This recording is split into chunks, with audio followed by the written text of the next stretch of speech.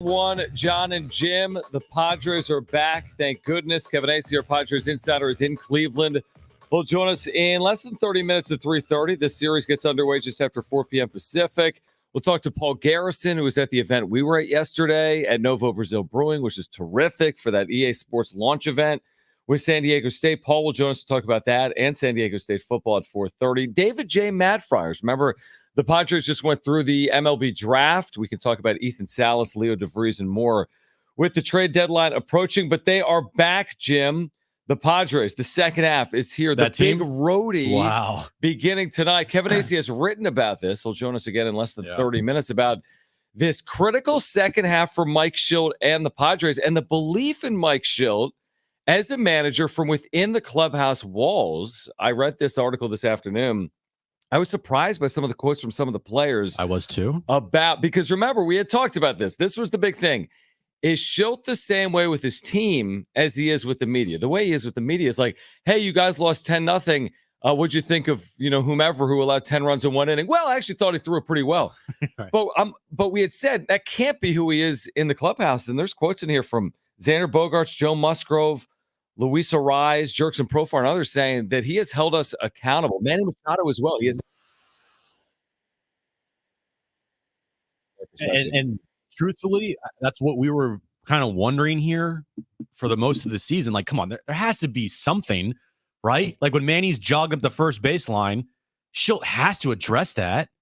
Like when this team shows lifeless at bat after lifeless at bat, Shildt has to address that. Right. When they go through these crazy losing streaks, Shildt has to address that, right? Sounds like he maybe addresses it, which is a good thing. Musgrove said, direct quote, we've gotten our ass chewed out a couple of times. I can say that, right? You can say that, Jon. I said it. You can say chew. You can say chew, and you can say ass. Yes, you can say that. I just did. So you can say those two things at the same time, too. Yeah. So I don't think there would be a concerted effort for Musgrove, Ariz, Profar, Machado, whomever to be like, hey, he's holding us accountable. Like they're all saying it individually. Right. Yeah. And the piece by Kevin was a piece. Oh, it was a piece. It was very pro Shildt. I mean, they better get in. Yeah. Not because of what Kevin's writing, but they better get in because it sounds all rosy. You're 50-49. Yeah, I viewed it from two lenses here. The lens that we have on this show, and I think a majority of fans as well, win.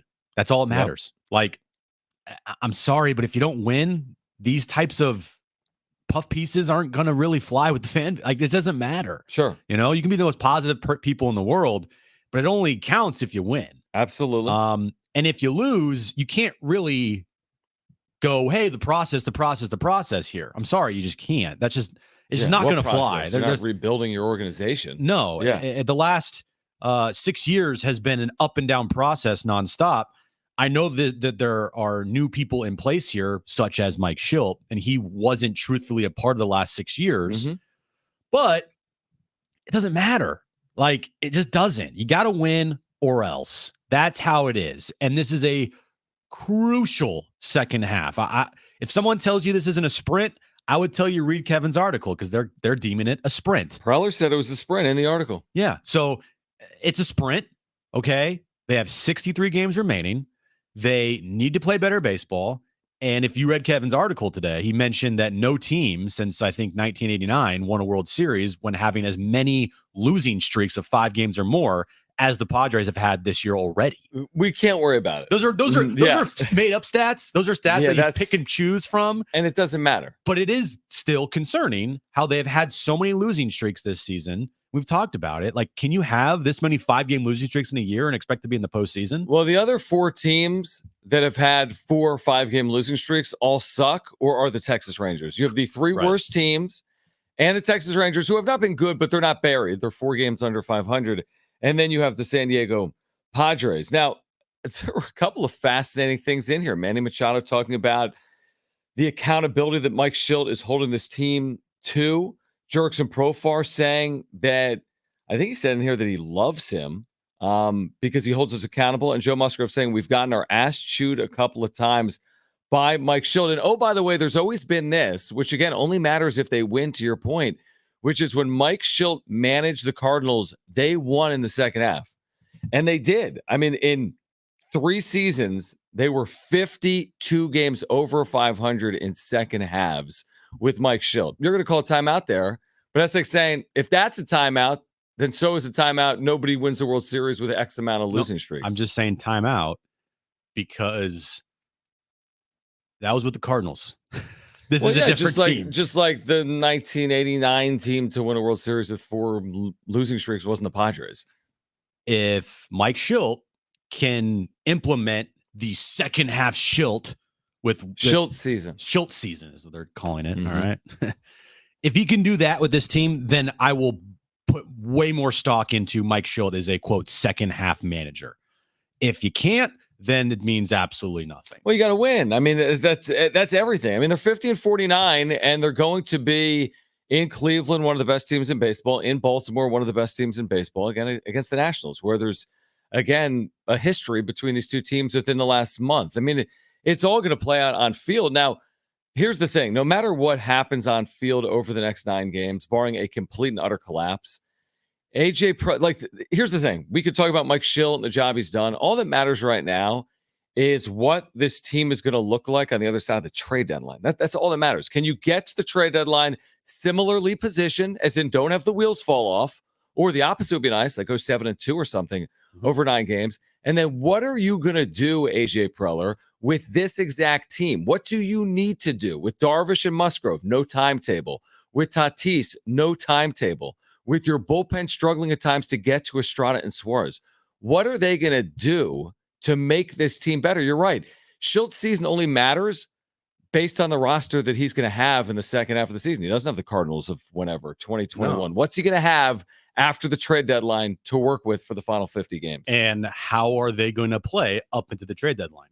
This is not a make or break 11-game stretch, but it is a crucial stretch. I don't care what anybody tells you. Well, I think it is make or I think you could break. Well, you could break by going 1-10, and I think you could make by going 10-1. Yeah, of course. So I think it's make or break. Okay, fine. But does anybody if think that happens? Right? That's not going to happen. I don't think anybody believes that's going to happen. I'd be shocked if either one of those did happen. I'd much rather choose the 10-1 than the 1-10. But I mean, I'll tell you right now, if they go 9-2 over these 11 games, they're in the postseason. If they go 2-9 over these 11 games, they're likely going to miss the postseason. Right? It's as simple as that. And you're right. It's unlikely to happen. If also the teams in front of them, like the Cardinals and the Diamondbacks and the Mets, say they all play well up until the deadline, and you stumble or you continue to play bad baseball, then like you said, yeah, it's going to be very difficult and tough.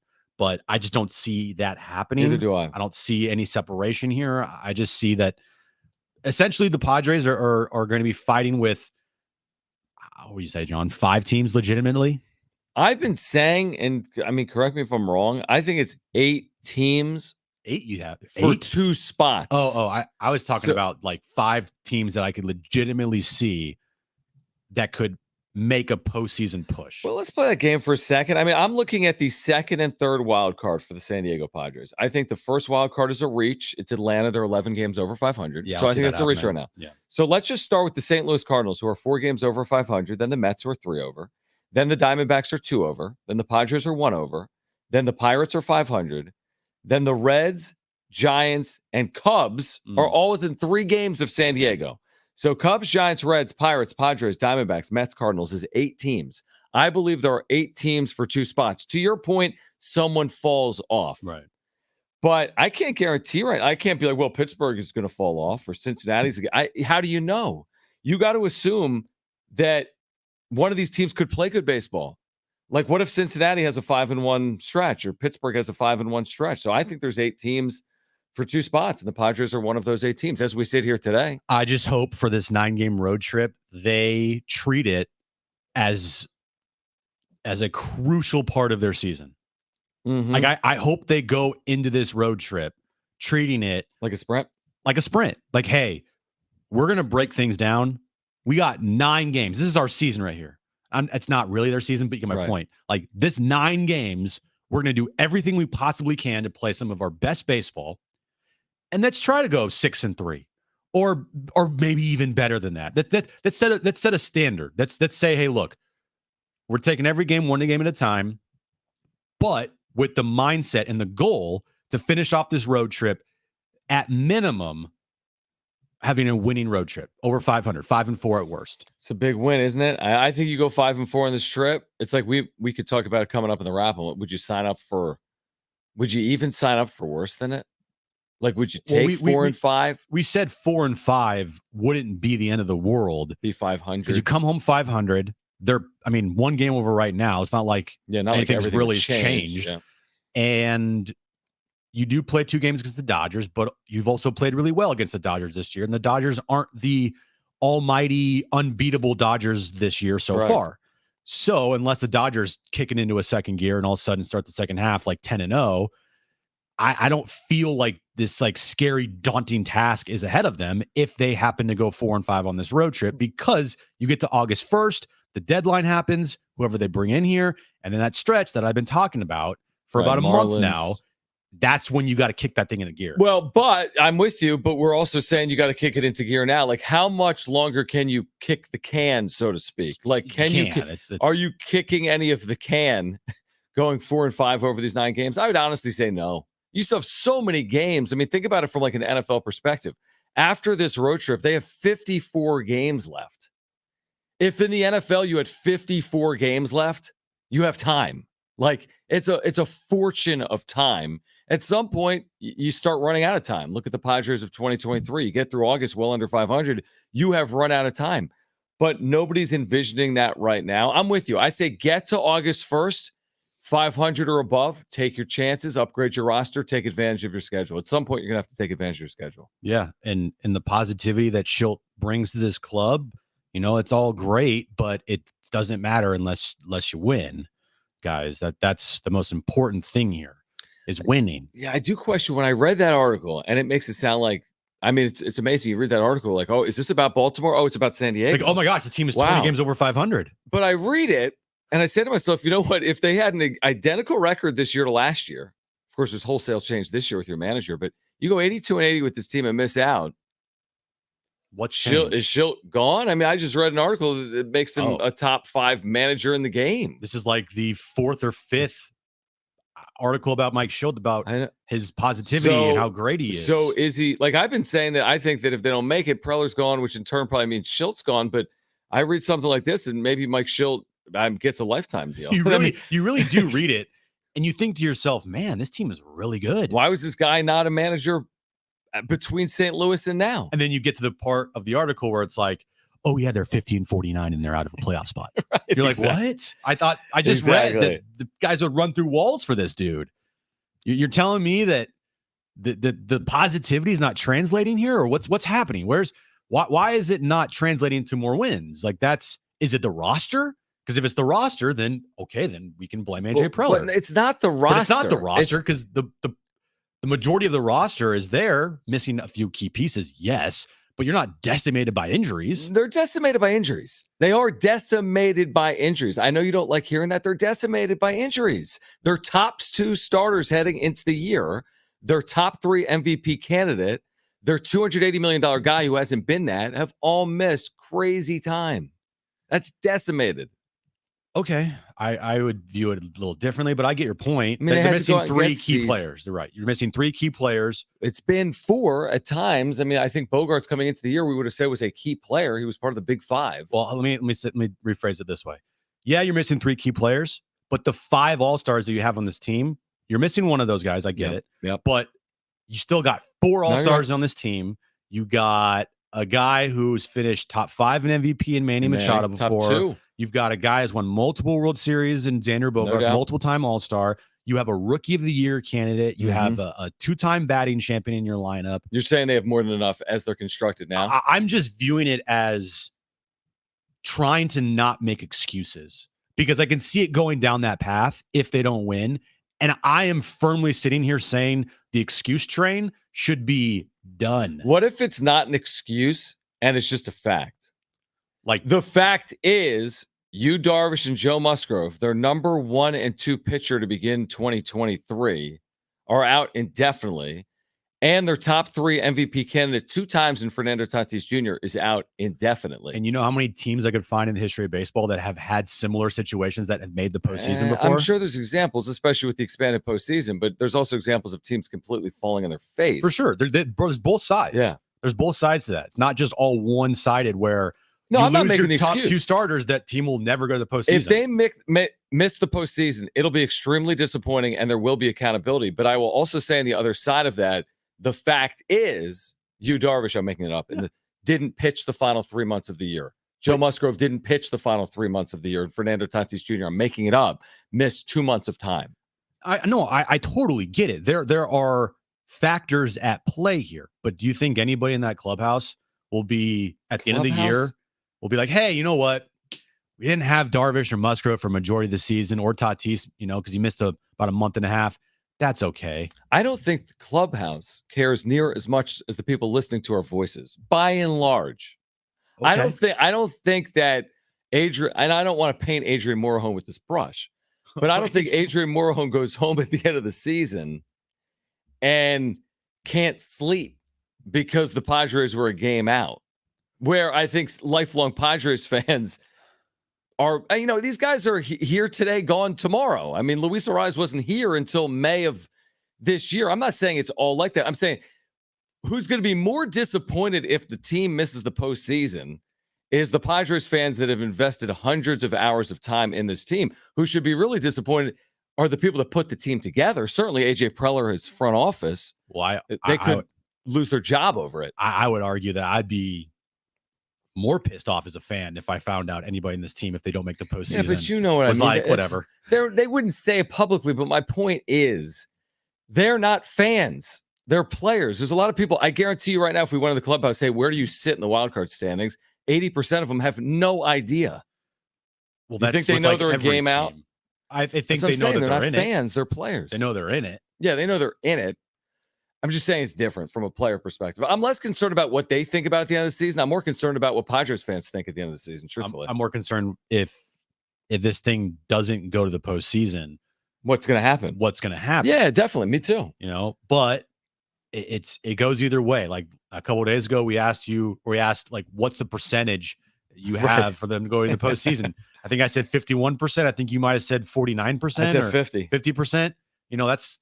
It could go both ways here. Like it really could.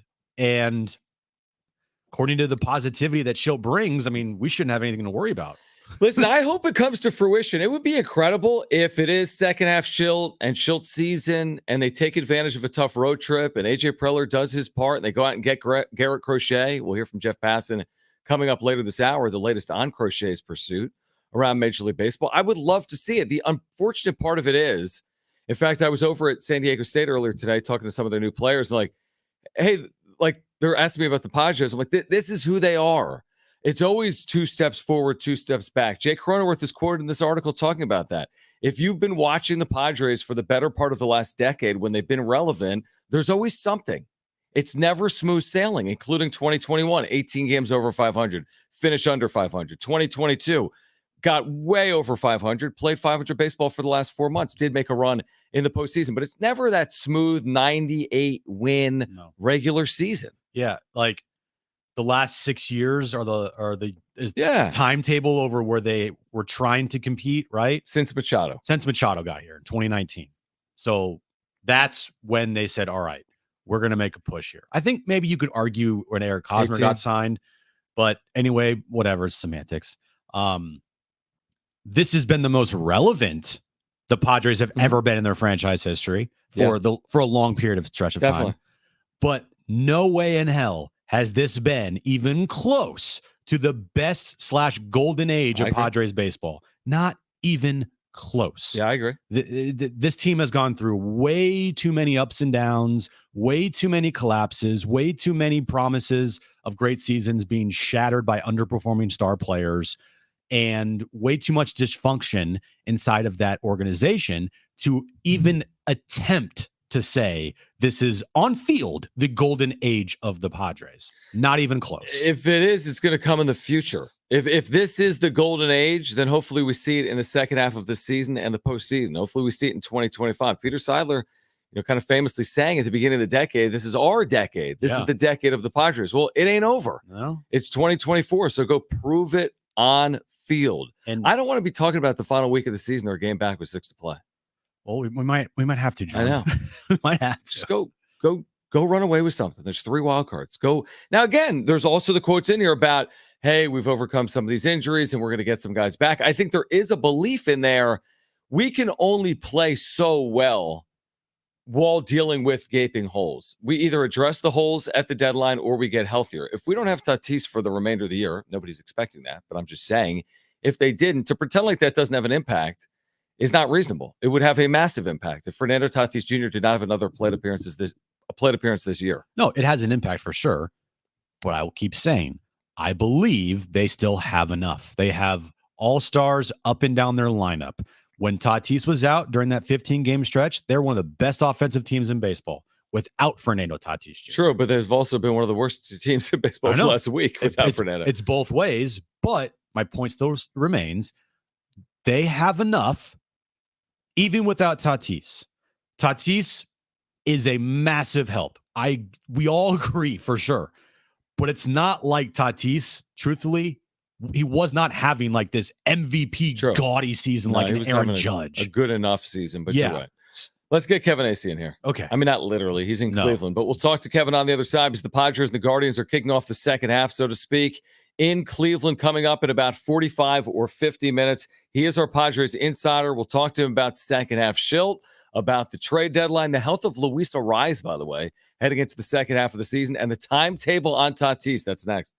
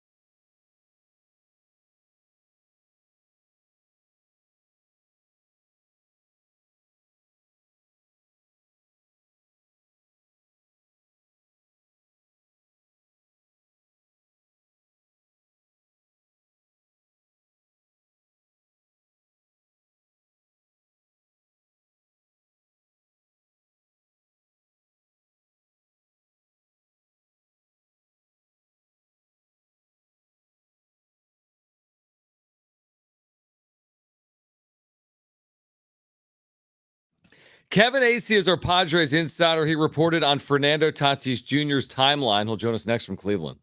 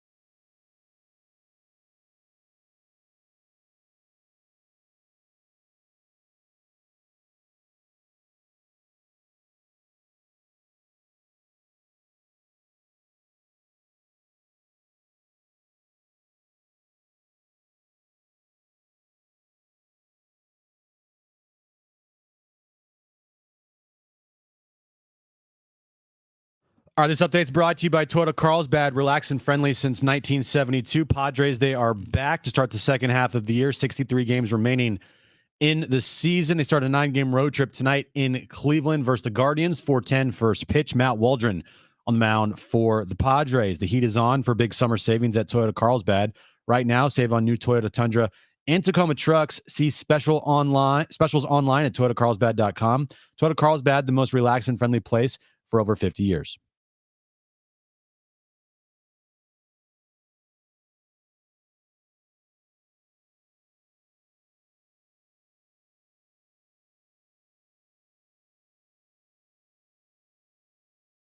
All right, finally, the second half, quote unquote, is here for the Padres in Cleveland, coming up in about 40 minutes or so. And Kevin Acee is with us once again. Jon and Jim, San Diego Sports 760. Kevin, I hope it was a good, quote unquote, break for you. I know you reported on Fernando Tatis Jr. yesterday.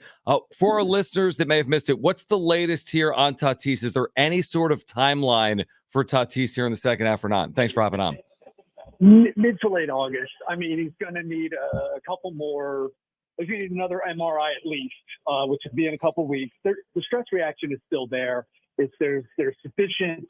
There's swelling's down, fluid's gone, and so there's sufficient progress that he can do some more stuff now. But he's still a couple weeks away from at least a couple weeks away from real baseball activity, and certainly facing pitchers. And then you need, at least a week of ramp up, maybe more. Do like Xander Bogaerts did, was the comparison that Mike Schilt made today.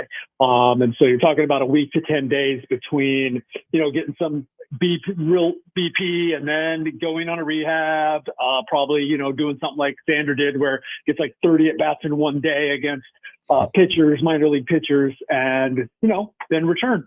So we're looking at 3 to 4 weeks. And what's the latest with Joe Musgrove? Joe threw a bullpen yesterday, went well. He even spun a couple pitches, so it was all fastballs in terms of a real bullpen. This is his first real bullpen, like going after it. Now, he said it wasn't game-like activity, but very close to it, or game-like intensity, but it was very close to it. So it was his first real bullpen, another one tomorrow or Sunday, then a couple more on this trip, and he could be facing hitters. And that would be like an inning, quote unquote, like in what they would call a sim game.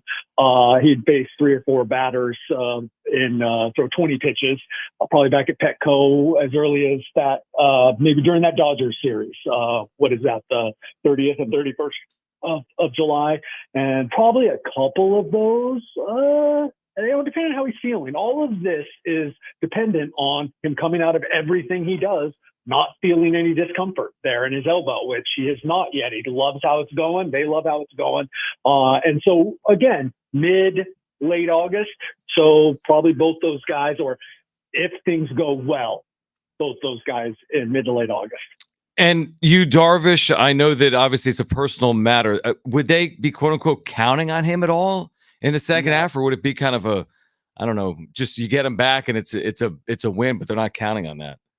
Well, they hope to have some clarity here in the next week or so about whether he plans to come back or not. It's up to you, Darvish. Yep. And, they'd like to know whether they have a guy who they would expect to be a workhorse for them and be at the top or near the top of their rotation. And as it relates to what do they need to do for their starting rotation in terms of the trade deadline, then what else they could do there, or whatever they could do there, and then what else they might have to do in terms of, is Johnny Brito coming up? What's the story right now? They don't necessarily need a fifth starter until I think it's the 27th, the Saturday in Baltimore, so 8 days from now. But they're going to need a fifth guy there.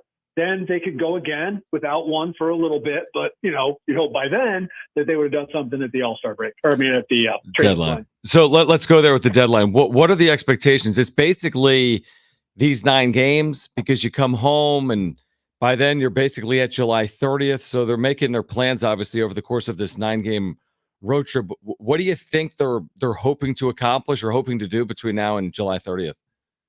Well, the word is still that bullpen is a big priority and starting rotation. They can't keep going like this with 4 starters, and that's counting Randy Vasquez as a viable starter. Which look, he's looked pretty good, and he is. But then are you going to get Joe back at what you need Joe to be back at? So you're looking at, like I said, mid to late August before even finding that out. So starting pitching is just imperative. But the thing that you hear about the most is the bullpen. And so I think that's fair. Hear about that before I even knew the bullpen was a problem. So they, these guys know more than the rest of us, or envision things happening. And they knew that they were going to need to fix their bullpen, or I shouldn't say fix. There's some really good guys down there, but fill some holes there. Here's the problem. The Dodgers have big time pitching needs and a lot of money and a lot of prospect capital. The Orioles have big time pitching needs and they have a lot of prospect capital. There's 16, 17 other teams out there that are going to be looking for starting pitching. This is going to be a real competitive market, is what everyone is saying and has been saying. We've been talking about like the injuries to this team, and they're sizable injuries when you go into the season with your 2 top starters not pitching for a majority of the season, and Fernando Tatis Jr. is going to be out for a while. That's not like an excuse though, right? I mean, doesn't it feel like they still have enough internally? Do they feel like they still have enough to at least compete here and maybe make some moves around the edges? Yes, but I don't think that like a starting pitcher is a move around the edges. I mean, and some of that maybe is dependent on how confident they are about Joe, what they know about you, Darvish. But like I said, like this has the makings of 2021 if they don't do some things with the starting rotation, as in add some capable arms. Because I just don't see how you get through. You can't be throwing Adam Mazur at this point in his career. You cannot be throwing him out there and expecting that you're going to win games. I am with you on, look, I think we'll look back. Let's say that whatever, if they make moves or not, and it doesn't work out because maybe their pitching falls apart or Toddy doesn't come back or whatever, we're going to look back and go, you know what? When they were healthy, they should have done better. Because I think we all believe that look, Manny was playing hurt. Obviously, Toddy was playing hurt, but he was doing pretty well. I do agree with your premise that like it's not an excuse. It could be an excuse of why like September doesn't go well, right, if they don't address those areas. Kevin Acee is our Padres insider. Again, Guardians Padres to kick off the quote unquote second half. What about inning limits? How is that going to impact this rotation? A guy like Michael King, I know you had a lengthy piece on him to start the year. Hey, I want to throw 180 plus innings, and he's kind of been on that pace, if not surpassing it. Matt Waldron is going to be blowing past all types of career inning highs as well. What are the plans for King and Waldron in the second half? They do not seem. Now, look, part of the reason that was at the start before last that Waldron came out. I think this last one he went 7. Yep. Actually, wasn't it like 7? But he was only at 83 pitches, something like that. Yeah. There have been, my point being that they have tried to some extent curb Waldron's use, but obviously not a lot. Just, hey, you know what? Let's not push it right here, that kind of thing. And sort of the same thing with King, though they did give him a little extra time. They set up the rotation so that he would have extra time between his last start and the one that he's going to be making on Sunday here. And you know what? Like, the guy's throwing harder than ever. I don't know that they have upped their expectation of 150 or so innings, which probably gives him 6-7 starts based on how much he's been, how long he's been going in games. So that's almost, you have to consider that a pretty successful season. But then, you got to fill those, innings at the back end. And look, that's just me talking. Like, Michael King thinks he can throw 180 innings, which gets him to the end of the season and into the playoffs probably. So, and right now, none of the metrics are showing that this guy needs any sort of break. And I think the Padres have the firsthand knowledge of what a guy can be capable of, because Seth Lugo last year had 80 innings the year before and made it to 146. Michael King had 104 and was trying to go up to 150 plus. Everything looks like a go for now, but yes, that is something obviously that you've got to keep an eye on. Read your piece today about Mike Shildt and all the quotes from players, and I think the consensus here is that all these players love Mike Shildt. They love to play for him. They love his positivity and all of that here. But from an organization standpoint, Kevin, positivity and the players loving your manager is great. What's the view here if this team does not make the postseason? Is Mike Shildt a guy that they view as like a long-term manager here?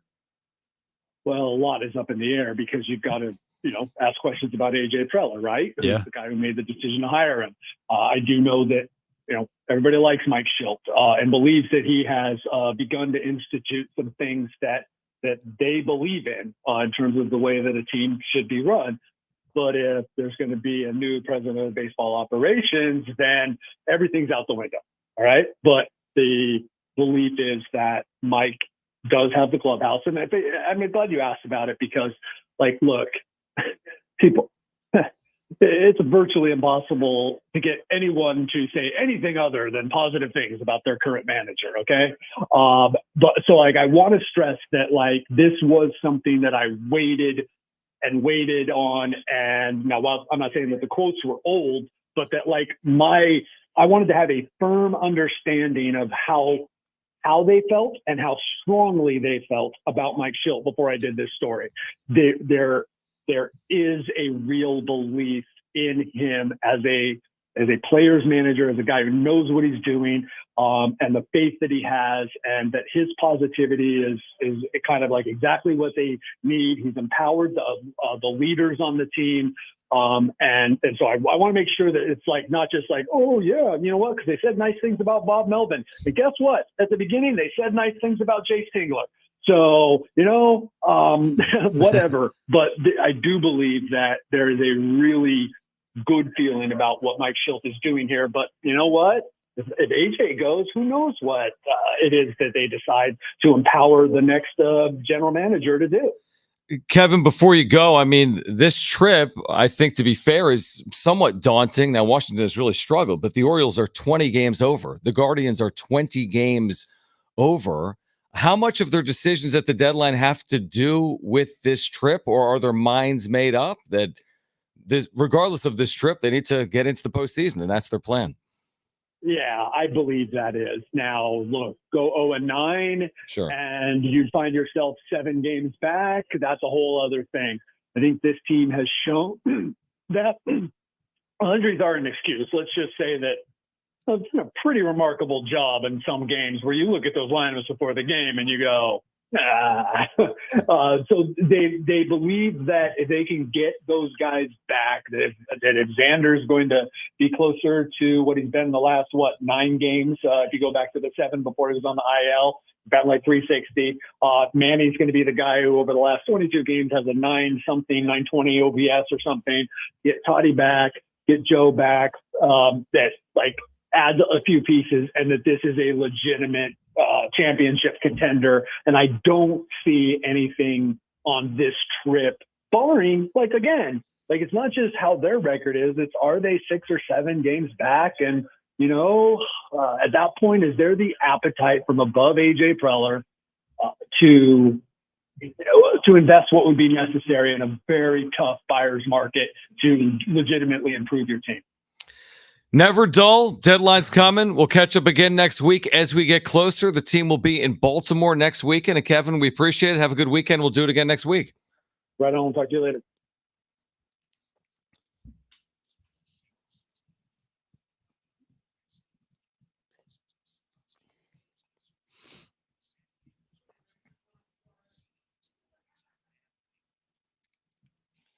We react to that. Plus, hear from Jeff Passan on Garrett Crochet on the other side.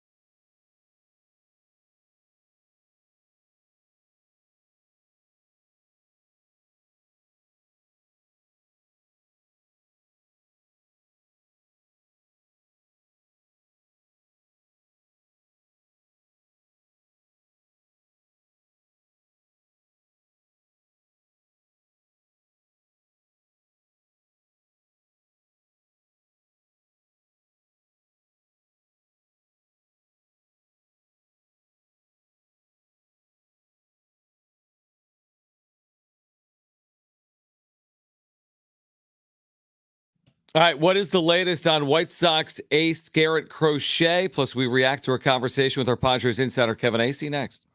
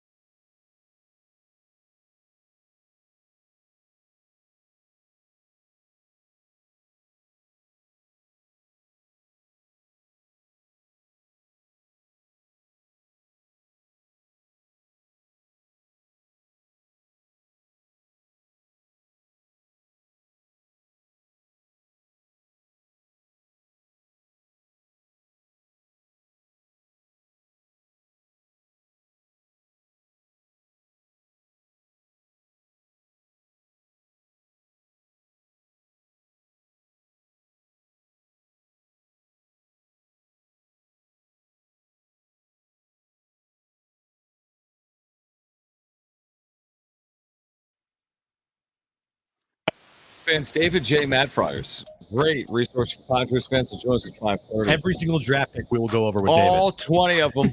Actually, every draft pick in Padres history coming up at 5:30. Don't worry, I told him we wouldn't ask him a question about every single draft pick. No, but like whoever they took in the first round, I don't know who that is, but we can ask about that. It took a 17-year-old pitcher. Oh, yeah, he'll be here this September. That's the plan. Yes. Who's going to be starting in the 4 spot and that 5 spot in the rotation the second half? Those two 17-year-olds they took in the first 2 rounds. Garrett Crochet, we're going to hear from Jeff Pass in a moment. Real quick note, Jim. Here's a shocker. Listen to this, guys. You'll both find this interesting. Okay.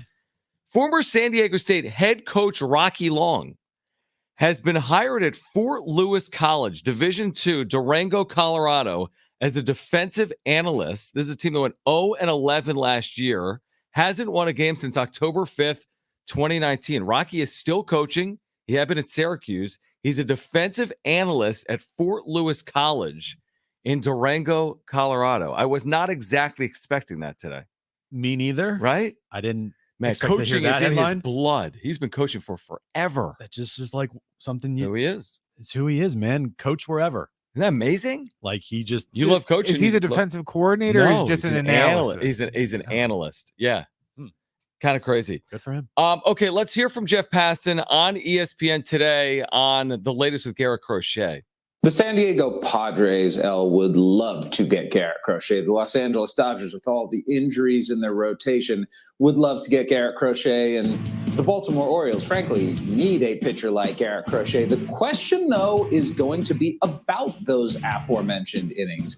He has thrown more this year than he did in the previous 4 years of his major league career, and that's just in the first half. And the fear, because Crochet has had injuries before, is that there's going to be a limited number of innings for him to pitch this year. The White Sox, though, want to reap the benefits of a guy who's a starting pitcher. So if teams are lowballing, they are not going to get Crochet, and the White Sox are more than willing to hold on to him into the winter. Love. Not like the Padres would love to get Garrett Crochet. But would they be okay with trading away Leo DeVries or Ethan Salas. They need to do one of those two things you just said because of what he just said. Is like they're not going to force him on another team. No. If they get the offer, they'll move him. If they don't, they'll hold him. He's got 2 years of control after this year. And then you get to the question about the innings, right? Mm-hmm. Huge question. Huge question. I think he's going to get traded. I don't think he's coming here.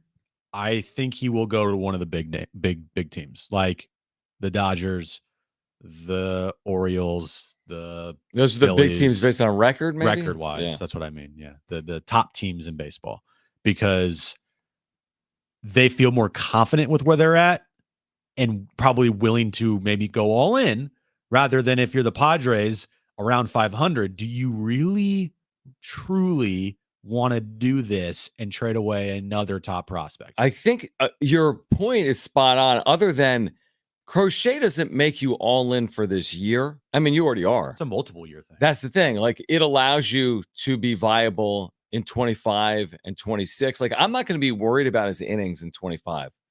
I'm worried about them now. I just don't know how much it puts you over the top. I mean, they're 50-49, the Padres, but if he's only throwing out of your bullpen or can only make 4 starts and then they move you to the bullpen, I mean, what's the difference in getting a guy that's going to have limited innings? Like, are you winning another 1 or 2 games? Is that could be the difference between making the postseason or missing? Maybe it will be 1 or 2 games. I am on the side of Preller has to get very creative here. Mm-hmm. I agree. And you just need to have a really good second half from Dylan Cease, because you brought him in here to be an ace. You traded a lot to get him. He needs to be the Dylan Cease we saw for the first month and a half of the season for the rest of the year. Michael King has to keep up what he's doing. Matt Waldron has to keep up what he's doing. You get another starting pitcher in here. Doesn't have to be an ace, but if you get a guy that can give you innings and can, not have these blow ups, and you get a reliever in here, a back end of the bullpen reliever, if that's your big move, is a back end reliever. Again, like, you have some pieces here. They don't need to go out and try to make the Max Scherzer type of trade. And if your top 3 are Cease, Waldron, King, they got to act like it. And they got to pitch like it. I think Waldron and King have shown it. Dylan Cease has been up and down and more down than up lately. But, like, for the rotation specifically, to me, the key is Dylan Cease. If Dylan Cease is going to pitch like an average player and have a 4.2 ERA for the second half, that's not going to cut it. You know what? But what you just said there is, like, you're asking for a good amount. Cease has got to be high quality, which is definitely doable. Yeah, he's shown it. But King and Waldron also have to be the same pitchers they've been all year, not just through 100 games. And it's not, by the way, the pitchers that they've been for this season so far, it's good enough. It's good enough. I know, but can they, as they get towards these inning thresholds, they're in uncharted territory. I know. Believe me, I'm scared of it too. Like, so I that's worry why about it's that things like, too. and that's why Kevin's like, you need starting pitching. You just do. I don't see a path without adding starting pitching. Well, then go out and get a starting pitcher. See it. That doesn't have to be Garrett Crochet. But you're gonna have to be very creative here and find a diamond in the rough. Maybe not a diamond in the rough, but a pitcher that maybe we haven't thought about that isn't going to cost you like all your top. Yeah, exactly. And if truly Ethan Salas, who has been reported as untouchable, and Leo DeVries is a guy that they also want to view as untouchable, but they've also said potentially if there's something there, we'll think about it. But if you have those 2 guys off the table and the rest of your organization in the minors up for grabs, I mean, go out and find a pitcher that can give you quality innings. I think there's pitchers out there that can do that. Of them. They got to be quality, though. You can't find Rich Hill. If you don't get Garrett Crochet at the top, you can't get Rich Hill, quote unquote, at the bottom. Better than Rich Hill, please. On the other side, the wrap. Paul Garrison at 4:30. David J. Matt Friars at 5:30. Hour 2 of Jon and Jim is next.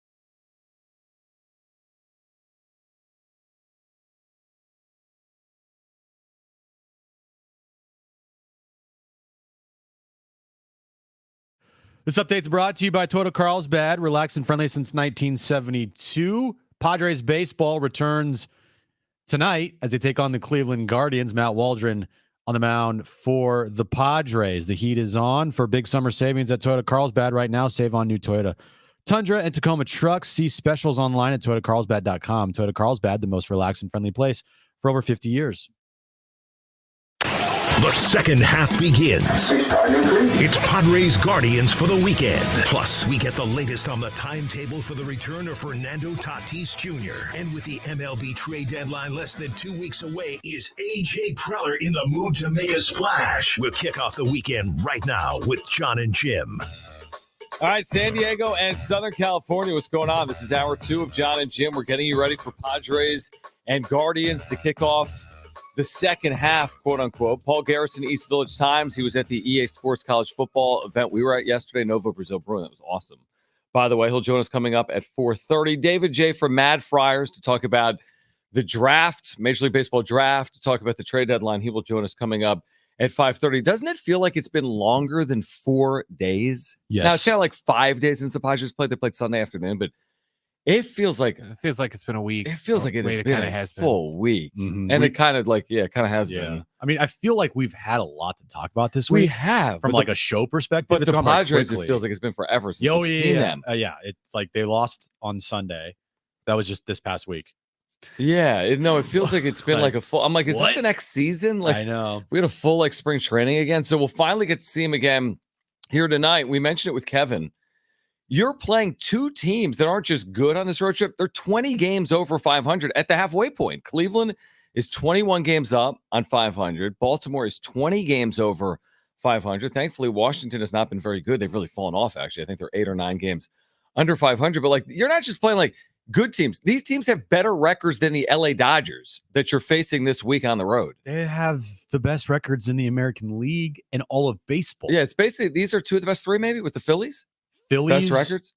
Or Baltimore and Cleveland. Cleveland, by the way, has come out of nowhere this year. Completely out of nowhere, I know. Mark Kotsay, manager of the year. No doubt about it, in my mind. At this point, I mean, if they fall off a cliff, okay. Yeah, sure. But at this point in the season, Mark Kotsay is the runaway, unanimous manager of the year. Name me another manager. Is it done by league or by baseball? Like National League Manager of the Year and AL Manager of the Year. Yeah, I was going to say, yeah. American League, runaway. Don't care. He is the runaway manager of the year in American League. And the Orioles, like, are considered a team that could make a legit run at the World Series this year. Yeah, they've kind of had magic on their side. They've had some big moments this year. So listen, this is what I do know about the Padres. Like, every time you doubt them, they show up. Every time you believe in them, they have a 1-6 stretch. They're coming off a 1-6 stretch. Here's another thing I'm curious with tonight. Luis Ariz has not been himself. Like, I don't care what anyone says. He sat in the All-Star game because he's not healthy. You don't sit and miss an All-Star game at the age of 27 because you just want to sit. He's been dealing with the thumb, and he was dealing with the shoulder. And I don't have the numbers in front of me, but since June 1st, he's been a very pedestrian average hitter. We talk about, as Manny goes and you need Toddy. Luis Ariz is leading off for this team every single day. He's got to hit better than 250. He's got to get on base at better than a 30% clip. He's got to be the guy that he was when they first traded for Luis Ariz. So good. Maybe not that level, because that's like, I mean, historic. Yeah, what he was doing for the first month here was insane. It was like 2 hits every night. He's on base every game. He's still, impossible to strike out, even though he has struck out more of late, which is like, wait, what? But he's got to be that guy. If he's not going to get walks, he needs to be getting hits. And unfortunately, it's not happening right now because he's never going to be a Juan Soto, get walks and get on base all the time. The only way he gets on base most of the time, like 98% of the time, is by hits. Let me just look at this, Jim. So I've been using this arbitrary June 1st. That's like a long time, right? June 1st to today is a long time. He's hit 260 with a 281 on base. Your leadoff hitter is getting on base 28% of the time since June 1st. It's kind of impressive that they've been able to, quote unquote, overcome that. They'll need him to be better. They'll need him to be potentially a lot better in the second half. So Padres and Guardians are going to get underway. Paul Garrison will join us at 4:30. We have giveaways today. Bob Dylan, Willie Nelson, John Mellencamp. We'll give those tickets away this hour. We have Niall Horn tickets as well. We'll give away in the 5 o'clock hour. And right now, let's get to this. It's time for The Wrap, presented by Sombrero Mexican Food. Check out their website at sombreromex.com. Would you sign up for a 4 and 5 road trip for the Pods? Yeah, I think I would, honestly, because you come home 500, unless the Mets and Diamondbacks, by the way, Diamondbacks won today. Oh, forget the second half. No, I'm just saying, unless you have It's the over. Diamondbacks or the Cardinals or the Mets go like 9-1 or 8-1 or whatever their many games they have here remaining until the All-Star break or the trade deadline. 500 is not the worst thing in the world. It's what they do at the start of August, I feel like, is going to mean more for this team. Yeah, I mean, it sounds a little like defeatist to be like, 4 and 5, Yeah, but I know, what if they go I know. 3 and 6 or worse? Well, then you're kind of like, what the heck? That's why you would take maybe 4 and 5. I mean, you go 4 and 5 and you come home 54 and 54, and you got to go. Like you said, you got to go take advantage of that August stretch. We're in sprint mode, guys. I mean, but I kind of hope they're in sprint mode now. I will take it begrudgingly 4 and 5. I think it's defeatist. I'm saying that. I think they're capable of doing better. They're gonna have to show us something to do that. Like, go win a series in Cleveland and or Baltimore, and that would be really impressive. And they're capable of doing it. We'll see if they can go out and actually do it. Next question. Will Manny Machado hit 30 homers this year? How many has he hit? 13. I want to That's gonna say be hard. 13 or 14. 63 games to hit, like, what, 16, 17 home runs? 17. He's hit 13. He's got a 1 WAR, and there's 63 games left. Right. I'm going to say no. He's going to get close. I'm going to say he gets to like 27 home runs. I agree with you. I hope he gets close. I think that's a great second half. If he hits 14 home runs in the second half, he hit 13 and 99. Can he hit 14 and 63? They're going to need it. Now he's heated up. He's hit for much more power recently. A lot of these home runs have come over His the last 7 month, games, not so much. but over the last month are the lion's share of his home runs for the 7 season. home runs over the last month. I think he could get to 30. Like, he absolutely could. If he hits 30, they're going to the postseason. Quote me on it. I think if he hits 27 or more, they could go to the postseason. But yeah, I'll take the under on 30. I think he gets to high 20s, but not 30. Next question. Who will make more of an impact when they come back? Tatis or Joe Musgrove? I don't think that's even close. Tatis? Yeah.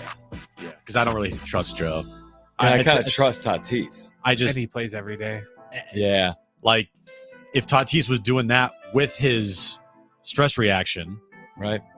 if he's closer to 100% when he gets back, we all think like he could be better or at least the same. Like, if you give us an 820 OPS with, you know, if you play 40 games and you give us 10 home runs in those 40 games, like, that's pretty impactful. Mm-hmm. You wish it would be better.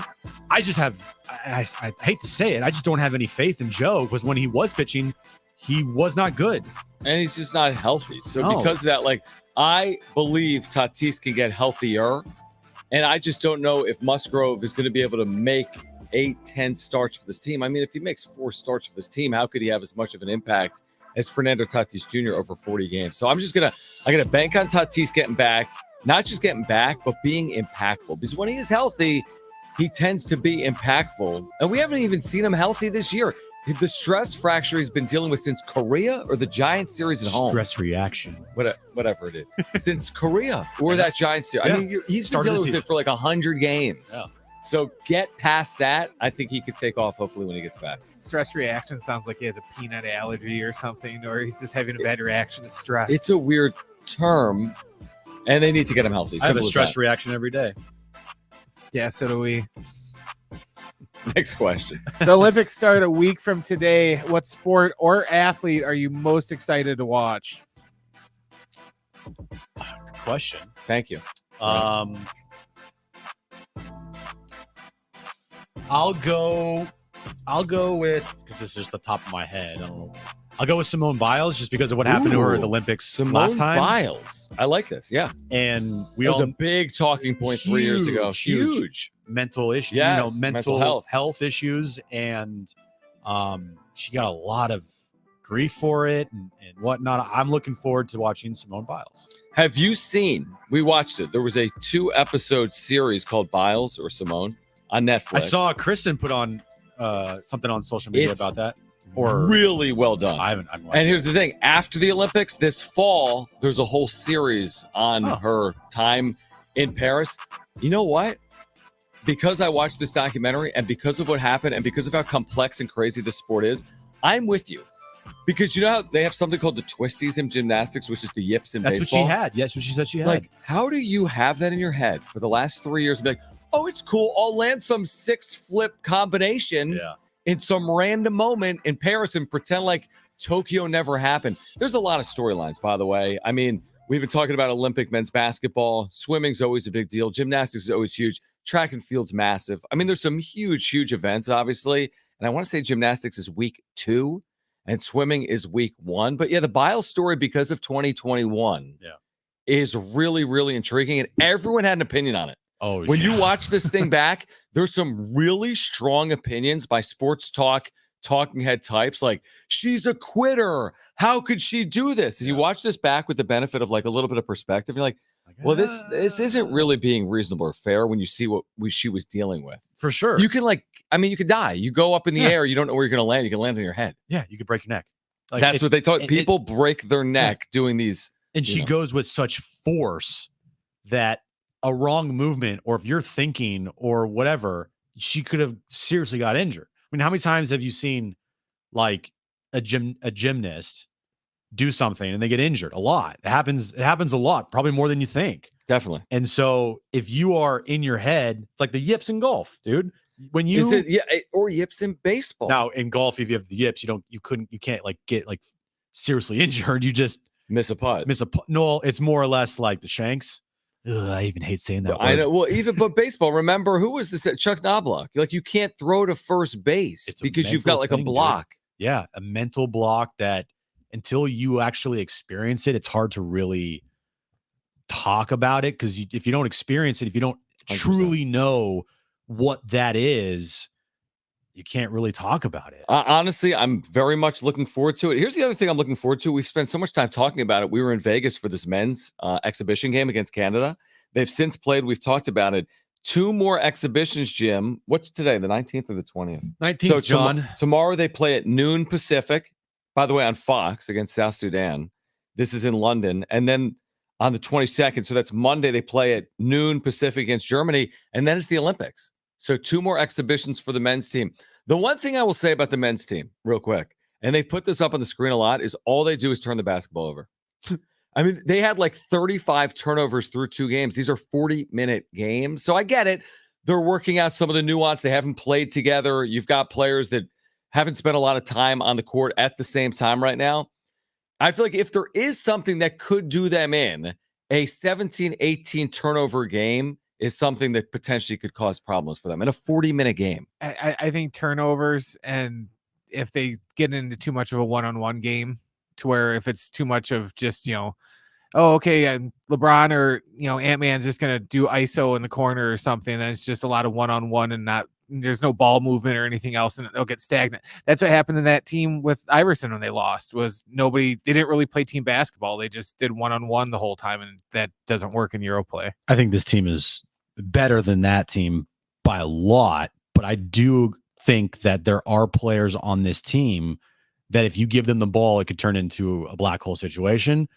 Joel Embiid has been ripped by me and a lot of people for how he's come, I think, looks on the court and the style of his play doesn't match up well, even though Steve Kerr is adamant that he wants to have LeBron, Steph, and Embiid be on the court to start the games. He says he's got to figure out the 2 other players to put around them. I don't know the health status of Kevin Durant. They've tried multiple things. So Durant, correct me if I'm wrong, has not played. He has not played yet. No, they're just gonna throw him in there once the thing's real. I don't know. Or maybe he'll play these 2 games coming up in London. Maybe it would be concerning if all of a sudden KD didn't play any exhibition games. Yeah, because remember, Kawhi had to sit home. I don't know if he was fully healthy, but he was practicing. KD also. I mean, he hasn't been. I don't know if he's been practicing, but he hasn't been playing. He hasn't been playing. I don't know if he's been practicing. I mean, I would assume he's doing some type of work. And sure. But I do think that this team, there is a lineup in there, and probably multiple, that you put that out there, it's unstoppable. Yeah, probably. And I don't think any of them involves Joel Embiid, to be honest with you. Yeah, I mean, Anthony Davis has been incredible. Anthony Davis is the perfect international player. Perfect. I think Bam Adebayo, he's another guy that is just made for the international game because he does not clog the lane. He can shoot a jumper. He has made some corner threes. Embiid can as well. But when Embiid gets the ball, it's just like everything stops. Yeah. You know, it just all stops. And I think with the size of the court and how it's all shaped out here, you need space. And with a guy that takes up a lot of it, it's going to be hard, I feel like, with that lineup to really show dominance out there. Like, they're going to do well, but to be dominant, go on like 20 to 4 runs, like, I don't think Embiid's going to be a guy that you can keep in there for a long period of time. And I really don't think he's a closing player on this team at all either. Speaking of Olympic basketball, switching gears to the women, I think you are going to see the most watched event in forever related to the WNBA tomorrow night. You have their All-Star game. It's the national team send-off against the All-Stars of the WNBA, which happens to pair Reese and Clark, right? Angel Reese and Caitlin Clark on the same team in the WNBA All-Star game. They scored off in the 2023 National Championship game. They met again in the 2024 NCAA tournament as well. It's one of the great, like, budding rivalries, arguably, in American sports. It happens to be in women's basketball in the WNBA. I think I was listening to something where they haven't had 1 million viewers for a WNBA All-Star game in like 20 years. This thing could do 2, 3, 4-fold that. This isn't really about the Olympics. I think the women's team in the Olympics is the most dominant team, like, in the history of the Olympics, right? I mean, they roll over everyone. But this thing, the national team against the WNBA All-Stars, which includes Clark and Reese, with not a ton going on this weekend before the Olympics, I feel like it's going to be heavily consumed this weekend. I know I ripped Colin Cowherd for his idiotic take about the Team USA 1992 Dream Team versus this year's team, right? Yeah. But he did have a very good line yesterday when talking about Caitlin Clark. He said, all the WNBA and the Olympic team want Caitlin Clark to do is pay her dues. When in reality, she's paying all the fees. She is making it so that your game is watched by like millions of people, not hundreds of thousands of people that it was like before. She got everybody a charter flight, but just by her presence alone, she has grown the game just because of her and the whole WNBA All-Star game tomorrow night, and then having Caitlin Clark not be on the U.S. Olympic team. It just, again, it doesn't make any sense that you have your biggest star, although she is a rookie, not being involved in the Olympic team. So it is interesting. The pay, that's an actually really interesting take. I enjoy that take. I would say this. This team's obviously dominant. U.S. women's basketball has been dominant in the Olympics. Right. And Caitlin Clark is an incredible player. She could absolutely be on this team. That's inarguable. What she will have the opportunity to do, and which probably will be a good long-term play for women's basketball, is she's going to have a chance to be on an Olympic team in 2028. And there'll be a lot of discussion around that. Oh, her first Olympic team. It's in Los Angeles. Like, the women's game, the growth of the women's game is so absurd, but think about its potential. The next Olympic Games are in the U.S. With everything going on right now with the WNBA, there's stars still in college. Like, I can't recall a sport that has grown like this in America in my lifetime. Everyone talks about soccer. Soccer's popular. No question about it.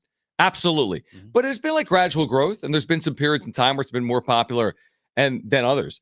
Women's basketball has been less acceleration, right? Women's basketball has been around for forever. It's been played in college. It's been played professionally for decades, if not longer. But to see its growth in such a short period of time, I don't think I've seen anything like that. Is there anything that you can compare the growth of women's basketball to in the last 25 years? UFC, maybe. That's been a big one, kind of post-boxing. I mean, boxing exists, but has grown out of it. But you're not getting, like, it's different. 5 million pay-per-view. Yeah, but remember when UFC started, it was pretty much, bar fights in an octagon. Yeah. And now it's, it's replaced boxing. Huge. Yeah, it's huge. It has replaced boxing. But you're right. And it's, I mean, if you don't like it, sorry, it's because of Caitlin Clark. Like it just is. That's a big part of it. Yep. You know, like what she has done is brought all the casual eyes to the game because of her. And also, if you look at it, part of this whole thing to Caitlin Clark's yang, or however you want to call it here, where she pushes back Right. towards all of this stuff. Like Caitlin Clark, no, it's about me. Like, well, I'm sorry, if Caitlin Clark wasn't in the league and you were, you're not getting these numbers. But she's also a good player, and she, has a little bit of a rivalry with Caitlin Clark. Like every time that they do play each other, they're on national television, and they get the biggest ratings that the WNBA has ever seen when those two players are playing each other on the national stage. And I just look at it like you're right. They're going to get massive ratings tomorrow night for WNBA standards. And truthfully, a lot of other sports leagues will be like, wow, that's pretty good. The thing with Caitlin Clark that the WNBA continues to mess up, I think, is like, yes, she's a rookie, but you need to go even above and beyond with promoting her and making sure she is everywhere. And if she is everywhere, like, okay, but you need to continue that and make sure that she is on the U.S. Olympic team, that her face is everywhere on the WNBA game. Like, she's not doing the 3-point contest or the skills challenge this year. Now, I saw that she declined. She got an offer. Yeah, for tonight. Linesco and Caitlin Clark, two of the best 3-point shooters in the league. They both declined, but still, I'm sorry. You're the WNBA. You got to get her in something. You got to put her anywhere. Like, I'm sorry. Skills competition, she got to be in that. 3-point competition, like, she has to be in that. If you're not doing that, you're doing a disservice to the league. That's fair. All right, Paul Garrison's going to join us on the other side. He was at this EA Sports launch event that was yesterday. Great event. Novo Brazil Brewing with San Diego State football. We'll catch up with Paul on that. Plus, San Diego State is less than 2 weeks away from opening up fall camp. We'll keep you updated on Padres and Guardians as well. It's Jon and Jim.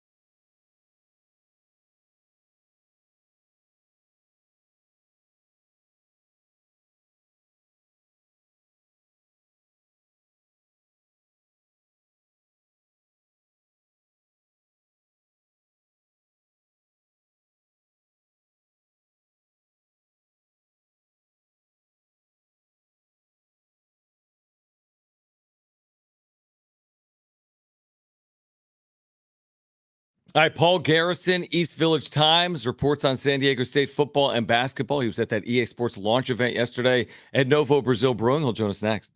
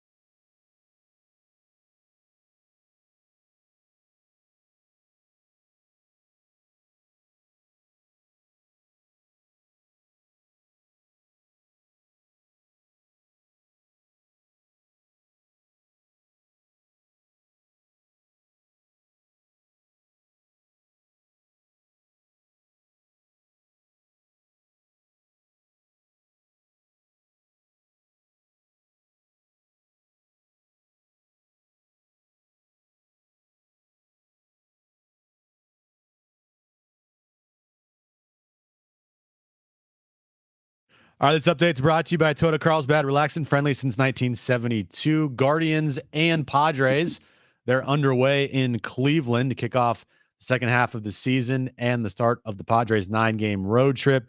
We are scoreless in the bottom of the first inning there with Matt Waldron on the mound for the Padres. The heat is on for big summer savings at Toyota Carlsbad. Right now, save on new Toyota Tundra and Tacoma trucks. See specials online at toyotacarlsbad.com. Toyota Carlsbad, the most relaxed and friendly place for over 50 years.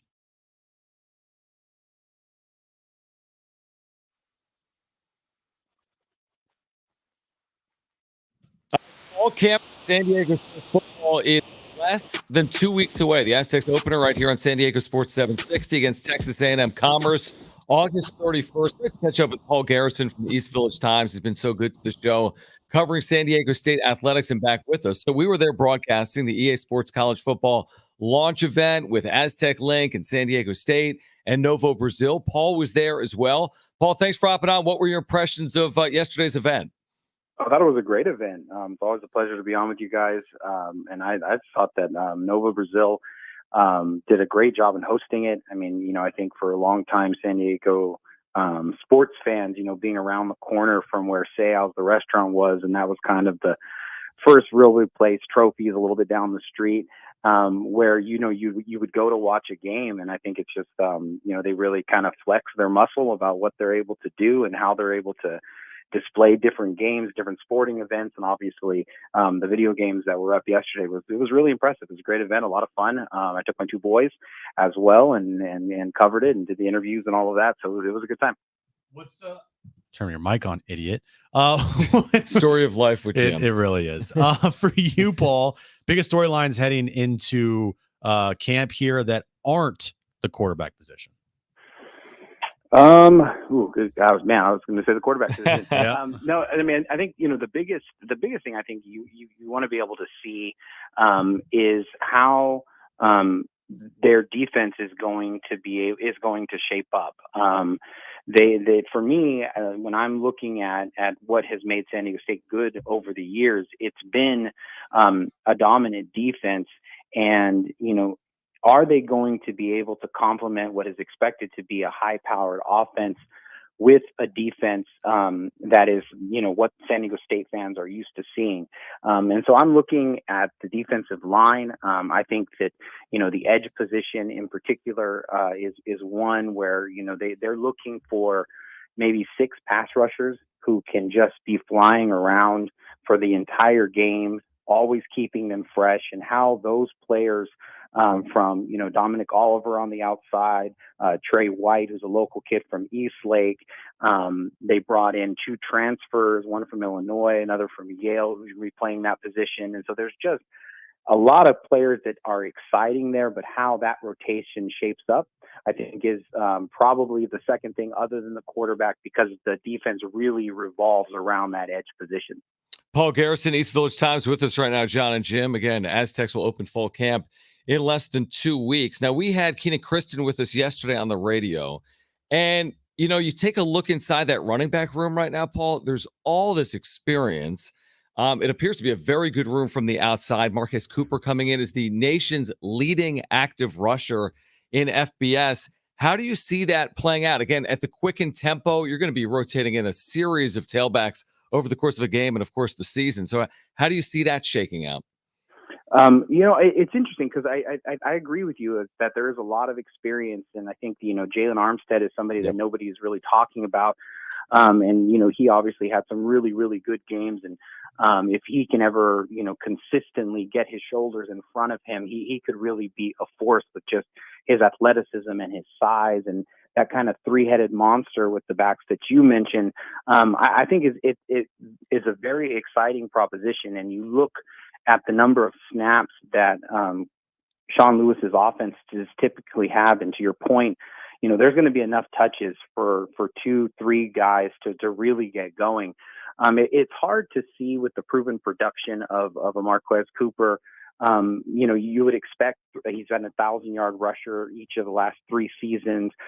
Did it twice at Kent State under Sean Lewis. Did it once at Ball State.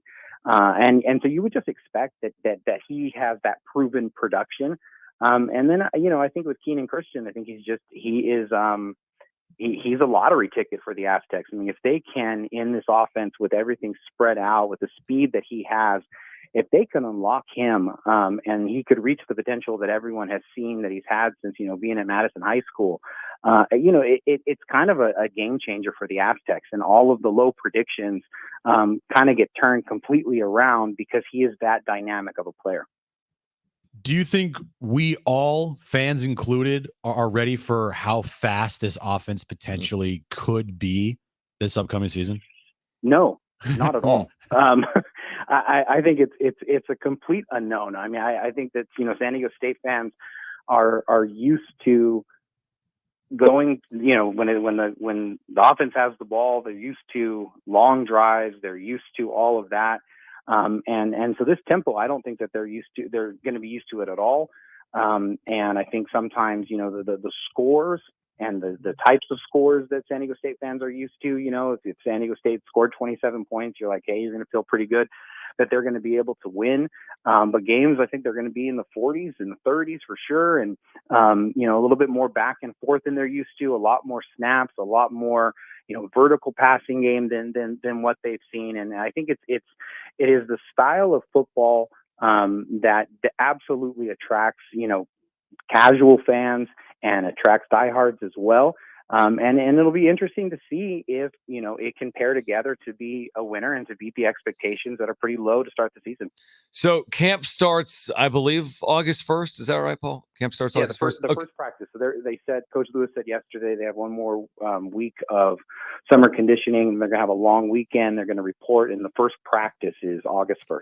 Would you think, we had Sean Lewis with us from Las Vegas. We talked to him briefly yesterday as well. I don't think we asked about the quarterback battle, but we did ask a couple of weeks ago, do you hope to name a starter sooner rather than later? He said, yeah, the reps kind of matter. So, what do you expect? Would you expect, midway through, it's the middle of August and they've named someone, maybe it's Duffy, maybe it's O'Neal, or do you think it drags on longer than that? I think I think exactly what you said is what they would like to do, but I also think that they already wanted to do that. I think if they could have said, let's spring camp and said, this is our starter, I think that would have been a great advantage to them. And I think that's what they were hoping to do. And whether that's because enough of the guys stepped up to be able to keep it competitive, or they didn't see quite enough of what they needed from the other players, it's, that remains to be seen. But I think, the presumption is that AJ Duffy will be the starter. But at the same time, it's open to all four. All four scholarship quarterbacks have the ability to be able to win the job. And, I think in some regards that they wanted to make sure that they made the decision with the players fully grasping the offense. If you install your offense in the spring, you may not, and then you name a starter, it's possible that over the summer, as they're able to study their playbooks, as they're able to kind of put into practice what it is that they were taught in the spring, that they could be a lot better come fall camp. And so, they've had team player-led 7-on-7. They've been throwing all these kinds of things that outside of the coach's eyes. And so I think the very beginning of fall camp is going to be really huge for this battle. And I would expect them to name a starter no later than the Fan Fest. I think, when we talk about the quarterbacks, there's really not one set right now. Like, I think we all think AJ Duffy is going to get the first crack here, but you wouldn't be surprised, Paul, if throughout this season we see multiple quarterbacks taking snaps, right?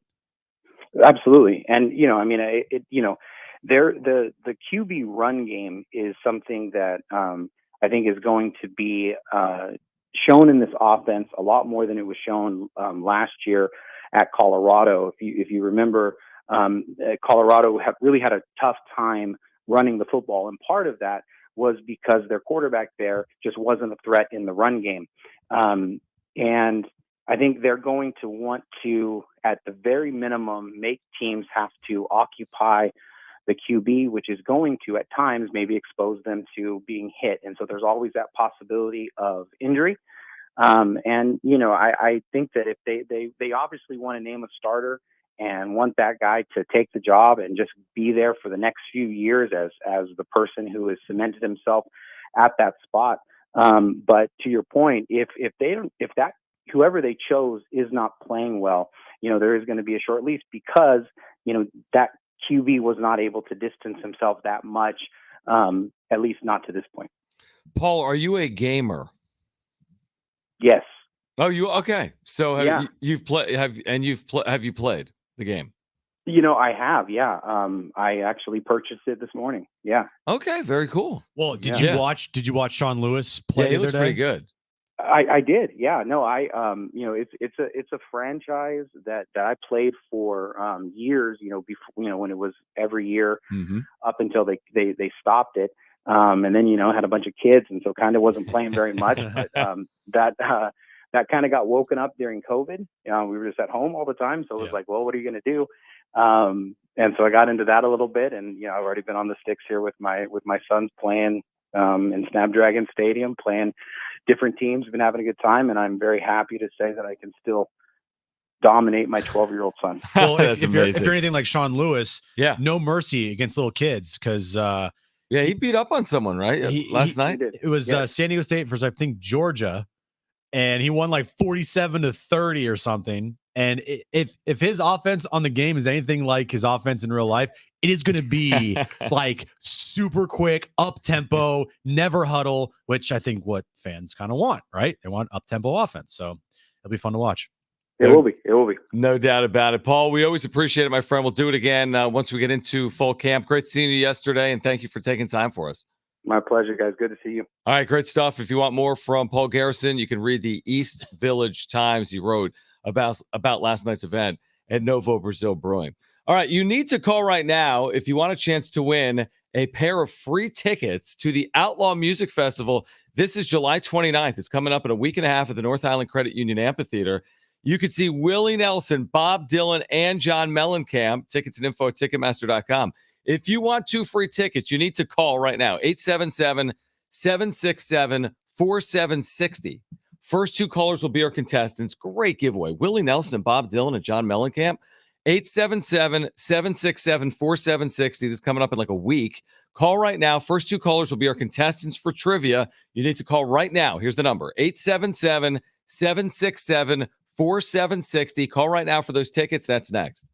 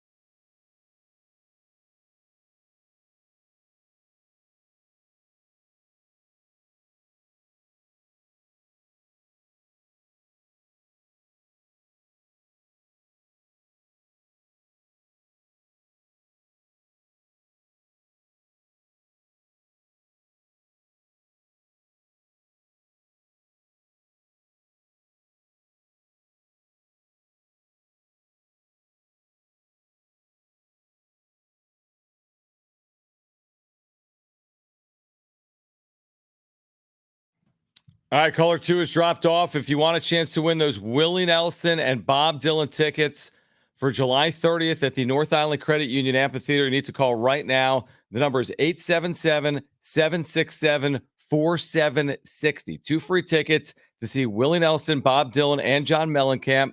Call right now if you want to play trivia to win those tickets. Again, the number 877-767-4760. Call right now.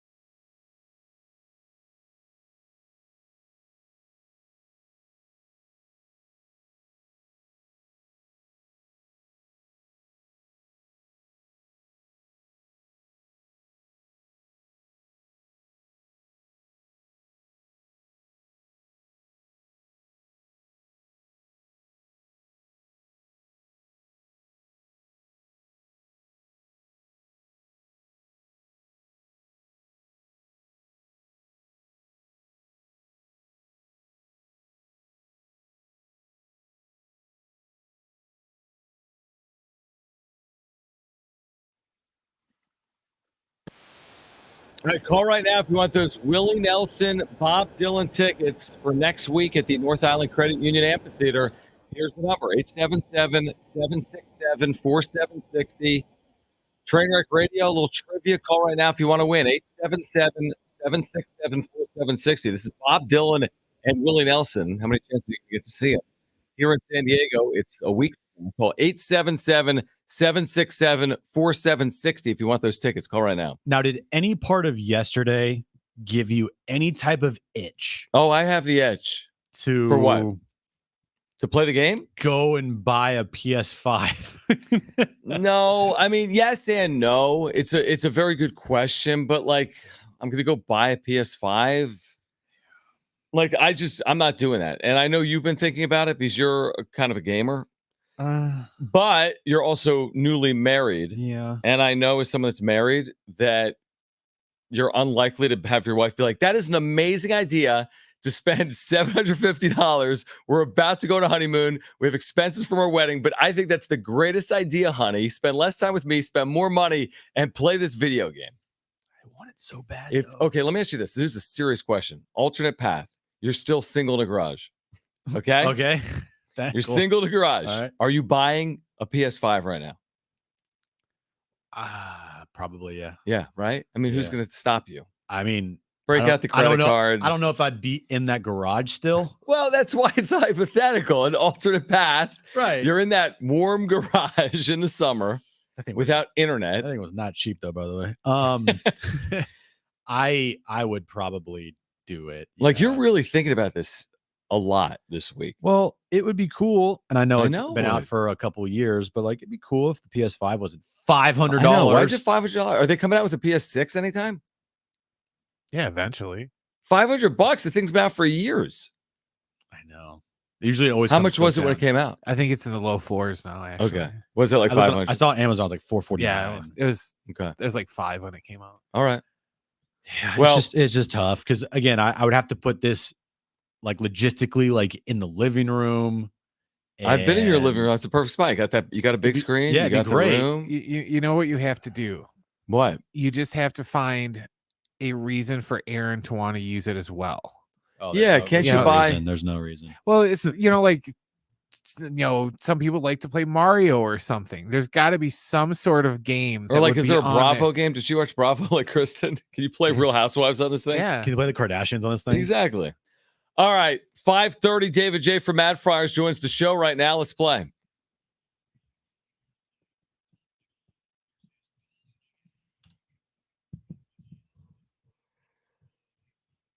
All right, 3 questions, 2 contestants, 1 lifeline. Today's 2 contestants, we have Tom and Barry. Tom, you called in first. You guys got to turn your radio down. Tom, you called in first. So you have your choice of John or Jim. Who do you want to go with?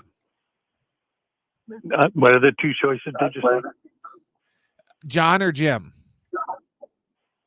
Don. All right, Don. Don. Who's going to go with Don? Okay. Whoever has their radio turned up, please turn your radio down because we can hear our voices. just listen over on the phone. radio. All right, Barry, you get me. Okay, you go with that. Jim, you go with that.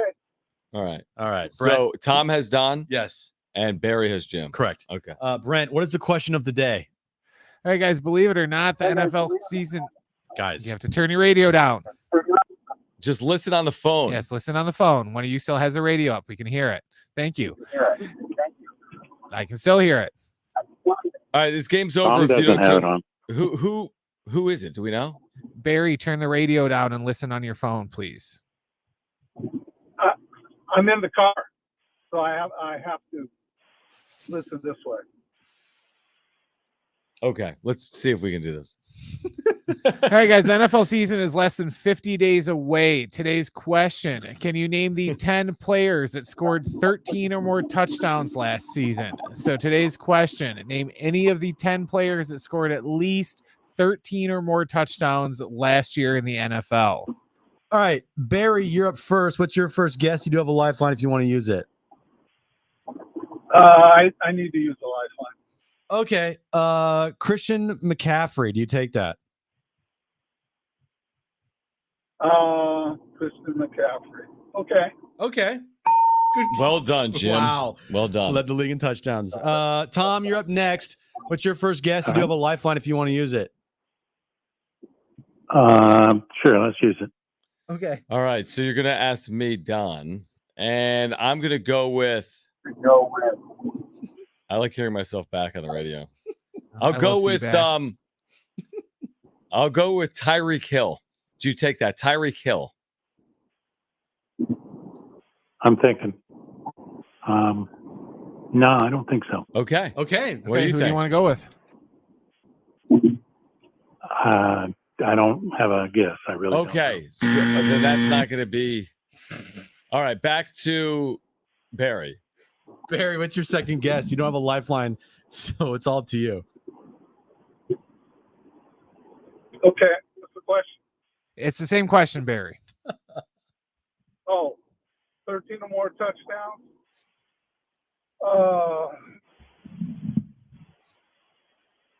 Let me see.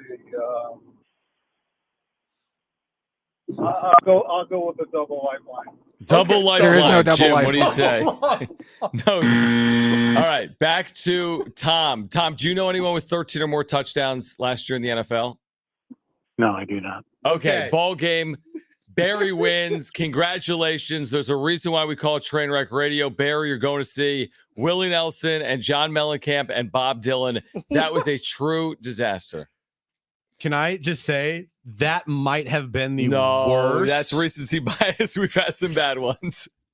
I will say this. It's the first time that we've had somebody refuse the lifeline answer and not have an answer themselves. True. That's the first. It's okay. If you don't have an answer, It's you okay. should just take Was the Tyreek lifeline. Hill on the list? Yes, he was on the list. Thanks for calling, Tom. We really appreciate you.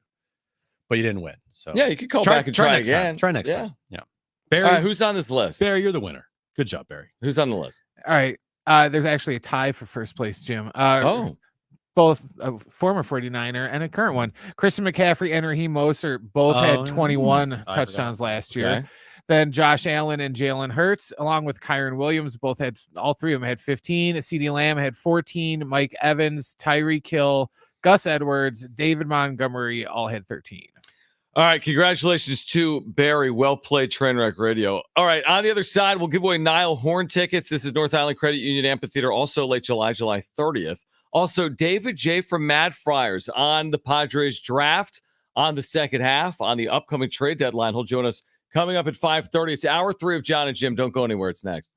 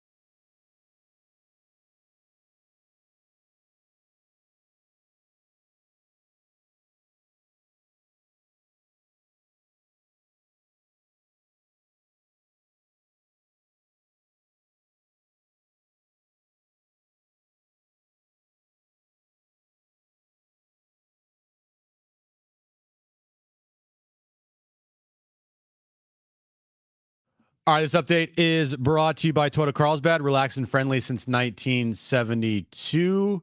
Guardians and Padres, first game of a 9-game road trip and first game of the second half. We are scoreless heading to the top of the fourth inning in Cleveland. The heat is on for big summer savings at Toyota Carlsbad. Right now, save on new Toyota Tundra and Tacoma trucks. See specials online at toyotacarlsbad.com. Toyota Carlsbad, the most relaxed and friendly place for over 50 years. The second half begins. It's Padres Guardians for the weekend. Plus, we get the latest on the timetable for the return of Fernando Tatis Jr. And with the MLB trade deadline less than 2 weeks away, is A.J. Preller in the mood to make a splash? We'll kick off the weekend right now with Jon and Jim. San Diego and Southern California, what's going on? This is the final hour of Jon and Jim. We are with you until 6 p.m. What's that, Brent? This is the final hour of Don and Jim. Yeah, Don and Jim, too. Well, that was a train wreck. Recap that, train wreck radio. So, by the way, it gets worse. Barry, our winner, that's not his name. It's Gary. Good job, Gary. So, we said Barry, but then again, Don. No, Tom said my name was Don. I don't know. We said you could choose John or Jim. Hey, who was it was hey Tom, so my guess is Tyreek Hill. Do you take that? No. What's your answer? I don't know. Well, again, maybe you haven't played the game before, you know. But I get it. Maybe you're just like listening and you don't maybe normally listen at the 4:45 or you really want to win the prize. You haven't played before. Right. And you're like, oh, I want to win. And you call in and you don't know you have to play a game because we don't just give away prizes randomly on the show. So occasionally we will. Sometimes we do. Typically, if you don't have an answer, just take whatever the lifeline gives you. I liked when there's people that have won prizes solely based on lifeline. Yeah, on the lifeline. I like Barry/Gary when he asked for a double lifeline. That was good. That would have been a first as well. That's a first. And he won, and he was the winner. Yeah, winner. We will give away Niall Horn tickets, formerly One Direction. This will be July 30th, North Island Credit Union Amphitheater. Ticketmaster.com for tickets and info. A couple of things. You mentioned it in the update. Padres underway in the second half against the Guardians. Matt Waldron has been Matt Waldron. 3 scoreless innings here today. This begins this critical trip for the Padres. We've talked about how daunting it may be. Cleveland's been excellent this year. Baltimore still to come has been excellent. If you could get the first, and there's work to be done, it's scoreless in the fourth inning, but it feels a little like they could just use one because they entered the break 1-6. If they entered the break 6-1, you're not like, man, you got to get the second half started on the right foot. But coming off 1-6, tonight could go a long way, I would say, to get a game in Cleveland behind Matt Waldron. I need to retract something here. What'd you say incorrectly? So I'm an idiot. I'm an idiot. Okay, yeah, we know. And why didn't you correct me? Oh, when you got the manager wrong for Cleveland, I just wanted you to get it wrong. So you mentioned the A's. I am thinking of Stephen Voigt is the manager of the Guardians, not Mark Kotze. Mark Kotze is the manager of the Oakland A's / whoever A's coming this up is here. Why they don't take our lifelines. Well, it's live, and sometimes I mess up, and by sometimes I mean a lot. Yeah, even if it's taped, you still mess up. My bad. It's Stephen Voigt.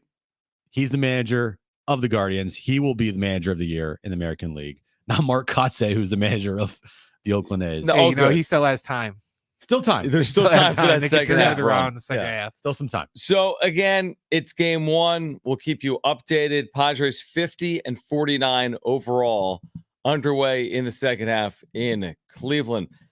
We don't need to spend forever on it, but we did spend earlier this week on Tiger. He missed the cut.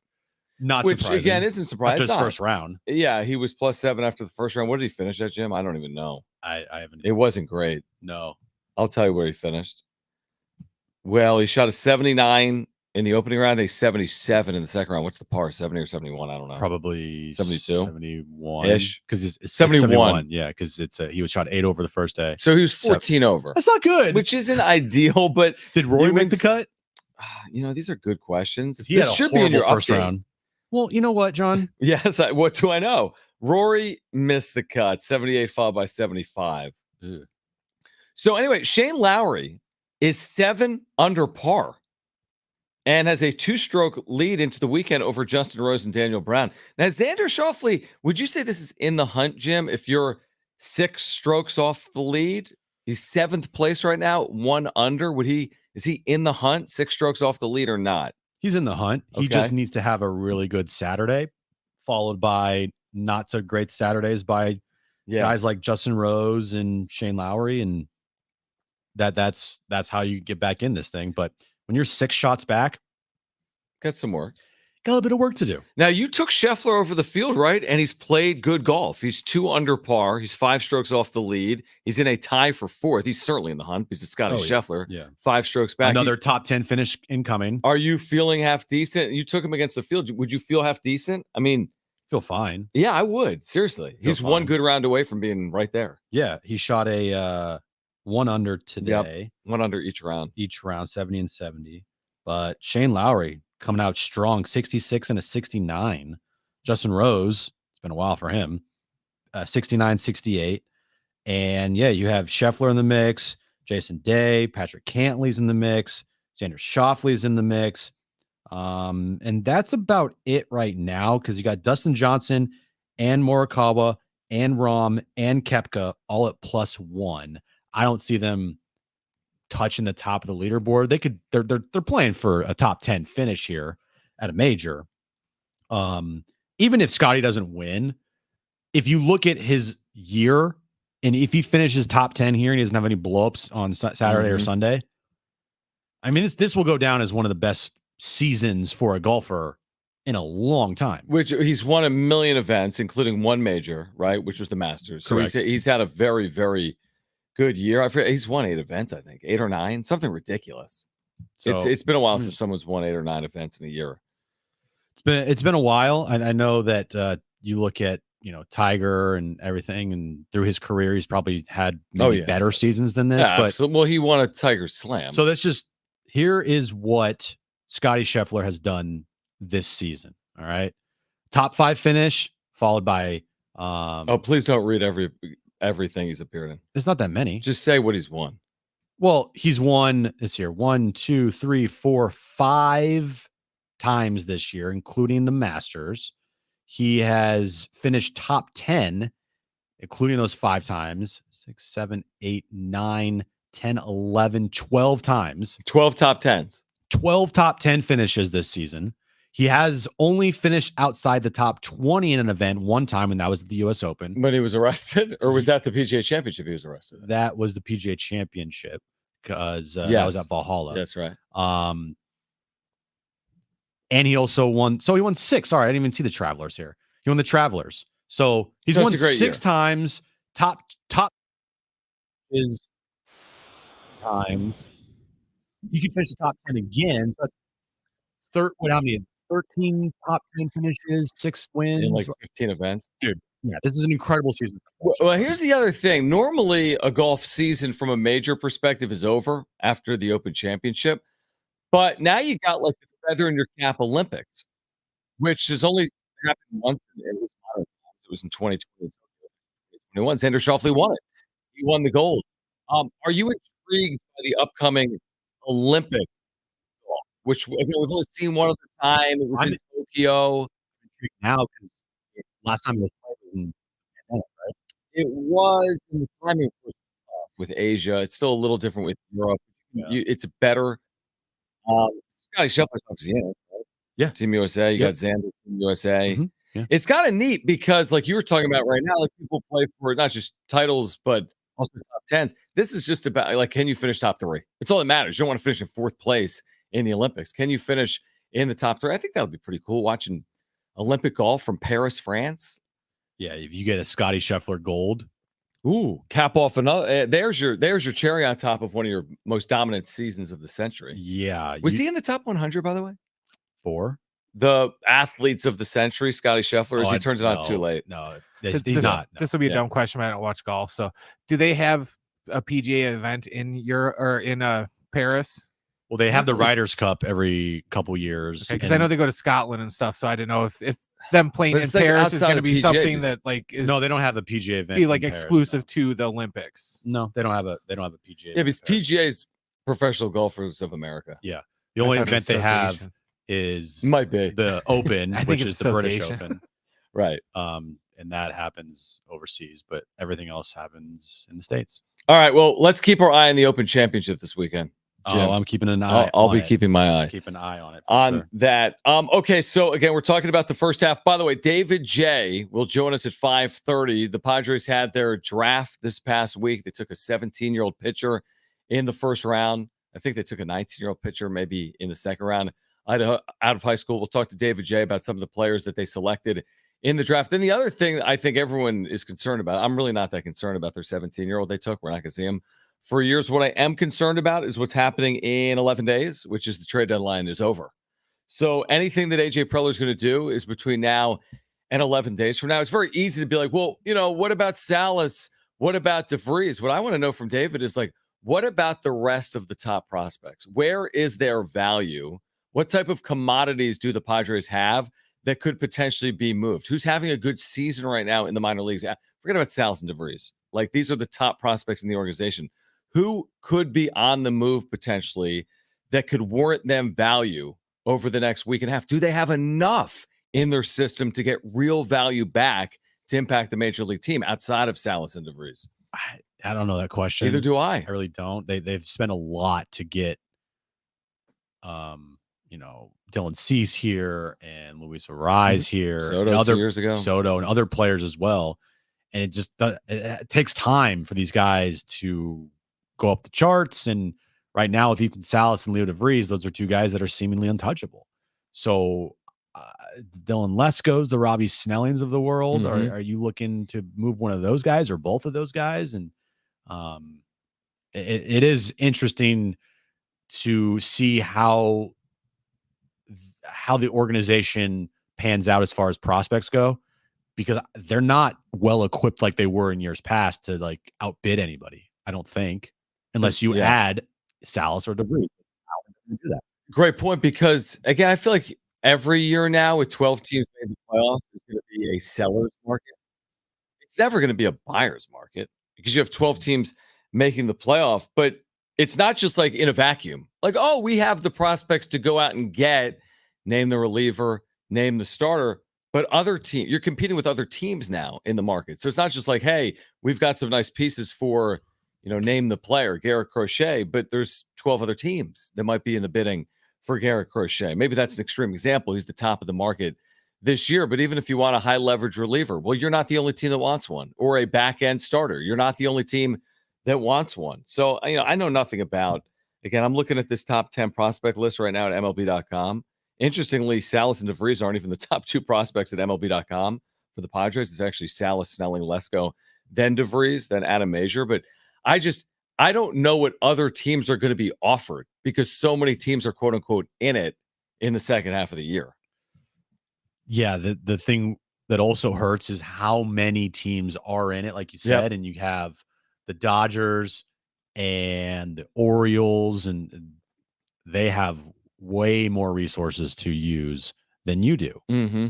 So if they want somebody that you also want, it's going to be tough. It's going to be tough to overtake that team as far as what can you offer for them. That's why I said he's going to have to be very creative at the deadline here to make moves that are, one, obviously have to help the team, but two, if you don't have a lot to give up, it's like, are you even going to get an impact player back for whoever you're going to trade away? Because the prospects you're trading away aren't like top level prospects, maybe. Well, I thought you asked a really good question of Kevin, which is basically this. Are they trying to do this on the edges, so to speak? Is this improve the depth, overall quality of the roster, but the main pieces you need are here? Or do you need impact pieces? Kevin made it sound like their rotation isn't deep enough to go through 162 without the potential of a 2021 second half, where we still have always been thinking, I think they need to add starting pitching, but I don't think they need to add frontline starting pitching. Like, I don't think they need a 1 or a 2, but I think they need starting pitching in general. I don't think it's as dire as 2021 yet. No. It's not. I don't even think it's close to that. 2021, you had one guy in that rotation at the end of the year, and that was Blake Snell. Musgrove and Darvish pitched all of the first half. Like, they were key guys to that club to get to them where they were. And then those two guys got hurt, and it was like Blake Snell was it. I view this team different in the sense that you haven't really gotten anything out of Musgrove. It's a net negative. Mm-hmm. Darvish has pitched, 11 games? That's not a lot. Not at all. So it's not like all of a sudden Darvish and Musgrove were pitching, they have 20 plus starts under their belt or close to 20 starts under their belt, and all of a sudden now they get injured. Like, you haven't had them most of the season. The guys you have had are the guys we're seeing right now: Matt Waldron, Michael King, Dylan Cease. Like, those are the guys that have been there all year long. Mm-hmm. If you lose two of those guys, then yeah, DEFCON 1, no doubt. 2021, here we go again. It's like you're not missing Joe and Darvish because you really never really had them in the first place, albeit for a couple games. And for Darvish, it was 10 plus starts, but like it's to me, it doesn't feel like 2021 yet. If you had King or Waldron go down, then it would feel more like 2021. But you have three legitimate guys in front of your rotation right now. The dumb part about 2021, another reason why it doesn't feel like 2021, this moment in time in 2021, there were 18 games over 500. Yeah. There was a moment in time they were cruising along. The injury bug hit them. The wheels completely spun out and eventually fell off. They finished under 500. The other thing about this team, and by and large, they've had enough offense where there's a 4-run inning here, there's a 3-run inning there. You've got Manny Machado, who's been better here over the last month. He leads them in hitting, actually, since June 1st at 311. They just showed that at Apple TV. The last 6 games heading into the break, they scored 12 combined runs. Yeah, it's not good enough. And now today, this is no sample size. They're in a scoreless game into the 5th inning. So I don't know if you're upgrading your offense, but I do know that Fernando Tatis Jr., you got to know his status. Like, if I'm AJ Preller, it's not like, oh, maybe he'll come back. No, I need to know. Is he going to be back August 15th, or is there a chance he misses the rest of the year? If there's a chance he misses the rest of the year, I have to go get a starting caliber outfielder. I have to do it. If he's going to be back August 15th, it's a pro-con. Figure it out, and then get him back. Well, I mean, according to Jon Morosi today, the Tampa Bay Rays are making Randy Arozarena available. Now, he's had a bad season. Terrible season, right? But remember, before the start of the year, it's like, oh my God, if they could get Randy Arozarena in here, do they go out and try to look for an outfield player? Like, because of the status of Tatis. We asked that a little while ago. Mm-hmm. Do they need outfield help? Do they need to get someone in here? Because David Peralta and Bryce Johnson ain't cutting it. Randy Arozarena, this is shocking to me. He's only 29 years of age. He's hitting .202. Yeah, not a good year. But change of scenery. Sell low for him and for the Rays. Buy low. Or buy right, low. Yeah, I mean, I don't think you want to sell low, but I think you can buy lower on a player like this. I don't know what his controllability. He's not a free agent until 2027. I would love Randy Arozarena in here, to be 100% honest. But again, is that he's not having a great season, and maybe he turns it around if you get him in a place with. And is it a need if you just got to know the status of Tatis? And then you also now have this situation where when Tatis returns, where are you going to play these guys at? And you already are dealing with that with the infield, with Xander Bogaerts back. I just think that going out and looking for outfield help wouldn't be the worst thing in the world because of the status of Tatis. Get another bat. Maybe it is Randy Arozarena. I don't know. I'm just throwing that name out there because I just saw it today by Jon Morosi. The Tommy Phams of the world. Preller loves Tommy Pham. Like, do you need to go out and get a right fielder because Tatis might not be back until the middle or end of August? Yeah, I mean, again, I said it heading into the break. There are too many questions right now around the Padres. That's how I felt going into the break. 1-6 over those final 7 games. They weren't scoring. They've got injuries. We'll have a full feel on this team for me out of these 9 games. Like, I already have a good feel with them. No, they're up and down, dude. Yeah, I know. So you can't trust them. You can't trust them. They're up and down. They could go 7-2 on this road trip and immediately follow it up with a 2-7 stand after that. Like that. That's just who they are. They are a team that you can't trust. They're up and down. When they have a good stretch, they'll immediately give it away. And when they have a bad stretch, they come right back and they play some good baseball. Yeah, it's true. That's to me the feel of this team is I don't know who, like, I don't know what else to expect other than that. Then go get Randy Arozarena and Garrett Crochet and continue to be 50 Go get 49. Garrett Crochet and Randy Arozarena and Tommy Pham and be a Kirby 500 Yates team. and Cal Quantrill and Tyler Anderson. But doesn't And then it we're feel good. like that's what every single time they make inroads and they bring in marketable stars that can produce on the field, they're around 500. And they all underperform. I mean, even Luis Ariz, and I think some of it is because of injury.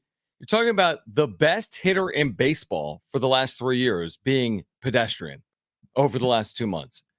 Is that you could do anything. You go get Dylan Cease second in Cy Young voting. So, he's having an average year. Luis Ariz, 330 career hitter. He's having an average year. Like, that's an argument not to make big time changes and not to bring in players for the final. Like, it's kind of, they are who they are. If Manny Machado gets to his 30 home runs that we talked about an hour ago, they're going to be in the postseason. If Manny hits 228 in the second half, they won't, no matter what they do. True. Maybe as simple as that. As he goes, the team goes. Let's talk to David J. from Mad Friars on the other side. If you want Niall Horn tickets, Niall Horn, formerly of One Direction, you need to call right now. Caller 5, they are yours. This is July 30th at the North Island Credit Union Amphitheater. 2 free tickets to caller 5 if you call right now. 877-767-4760.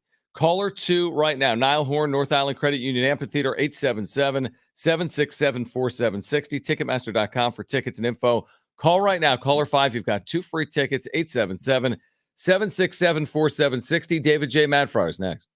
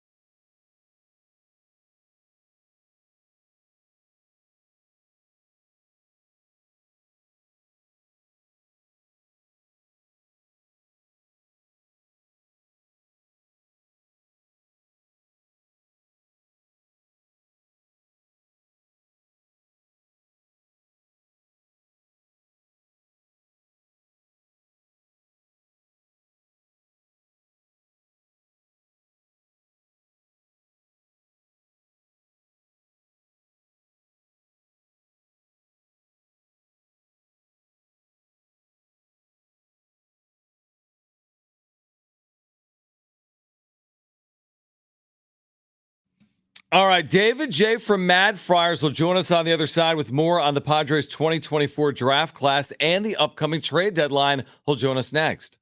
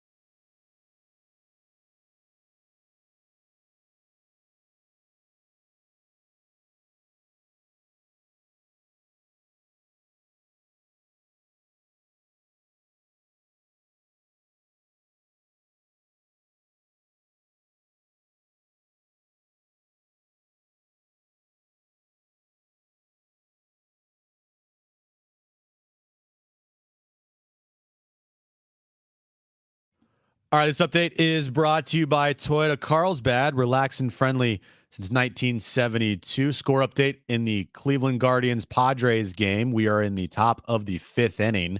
It is scoreless between both teams. Actually, now we're heading to the bottom of the 5th inning. Still scoreless there. And the Open Championship second round has completed. Shane Lowry leads the tournament at 7 under par. Scotty Scheffler's 2 under par, tied for 4th. And Xander Schauffele is 1 under par for the tournament heading into the weekend. The heat is on for big summer savings at Toyota Carlsbad. Right now, save on new Toyota Tundra and Tacoma trucks. See specials online at toyotacarlsbad.com. Toyota Carlsbad, the most relaxed and friendly place for over 50 years. It's through 5 innings. Now, then again, Cleveland's We're still resting. 4 innings. Correct. A rise, a base hit, which is encouraging. The base hit, also encouraging. That's it. For your Padres.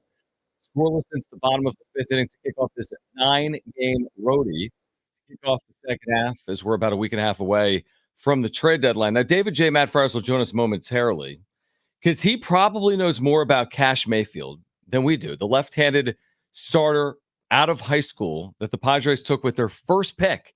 Their first pick was a left-handed starter out of high school this year.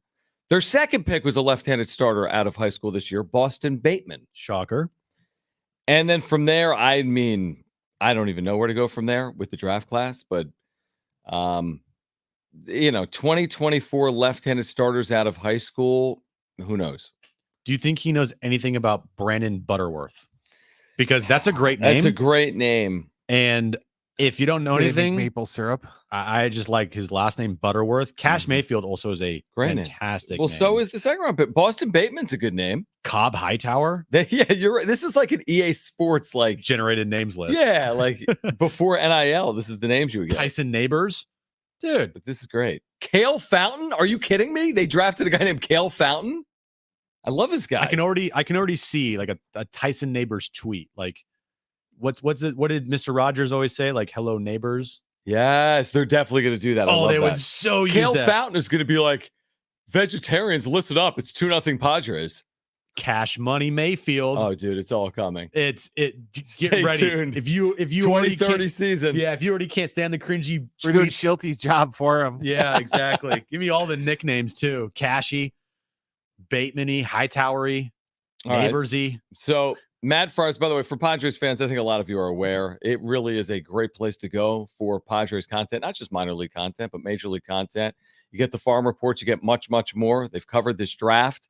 They'll cover the upcoming trade deadline as well. We've got David J with us, just talking about the benefits over at madfriars.com. The Padres are through the 2024 draft. We want to talk about the upcoming deadline, what the system looks like as well with David. So thank you as always, Jon and Jim, San Diego Sports 760. If you wouldn't mind providing for our listeners some perspective on a couple of these high picks of the Padres last week. Let's start with their first rounder, a left-handed starter out of high school, Cash Mayfield. What do we know, David? And thanks for hopping on.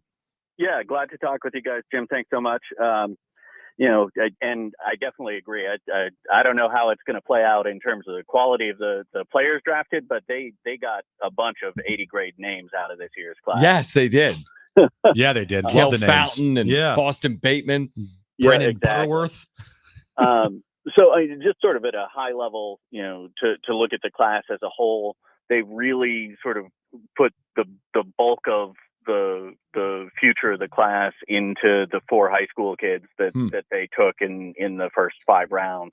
Those 2 lefties at the top of the class, are both really the sort of prototypical profile that you look for as high school kids who are coming out. The piece that's interesting on Mayfield is that last summer, rather than hopping on that showcase circuit that really has become the place that so many of the names in the public rankings are seen most heavily, he stayed home and really worked on physical development. He added 30, 35 pounds worth of muscle mass. And then he came out this spring. There's a big showcase called the Super 60 that's kind of the start of the of the scouting season in the early spring, and really impressed from there. The organization always talks about being as interested in the who the person is as the performer, and they've long had an appetite for guys who are committed to putting in work to pop up in a way in their senior year of high school. And so I think they're excited, not just about the fact that he's, already sitting 96, 97, but that he's a guy who saw what his goal was and really took his own path to get there in a way that he thought would be best to maximize his abilities. No surprise here, David, as you probably already know, taking a high schooler with the first pick, taking high schoolers with the first 3 picks, Yep. This philosophy that this organization has with high school players. Do you think that's a good philosophy to have, or how do you view that from their standpoint?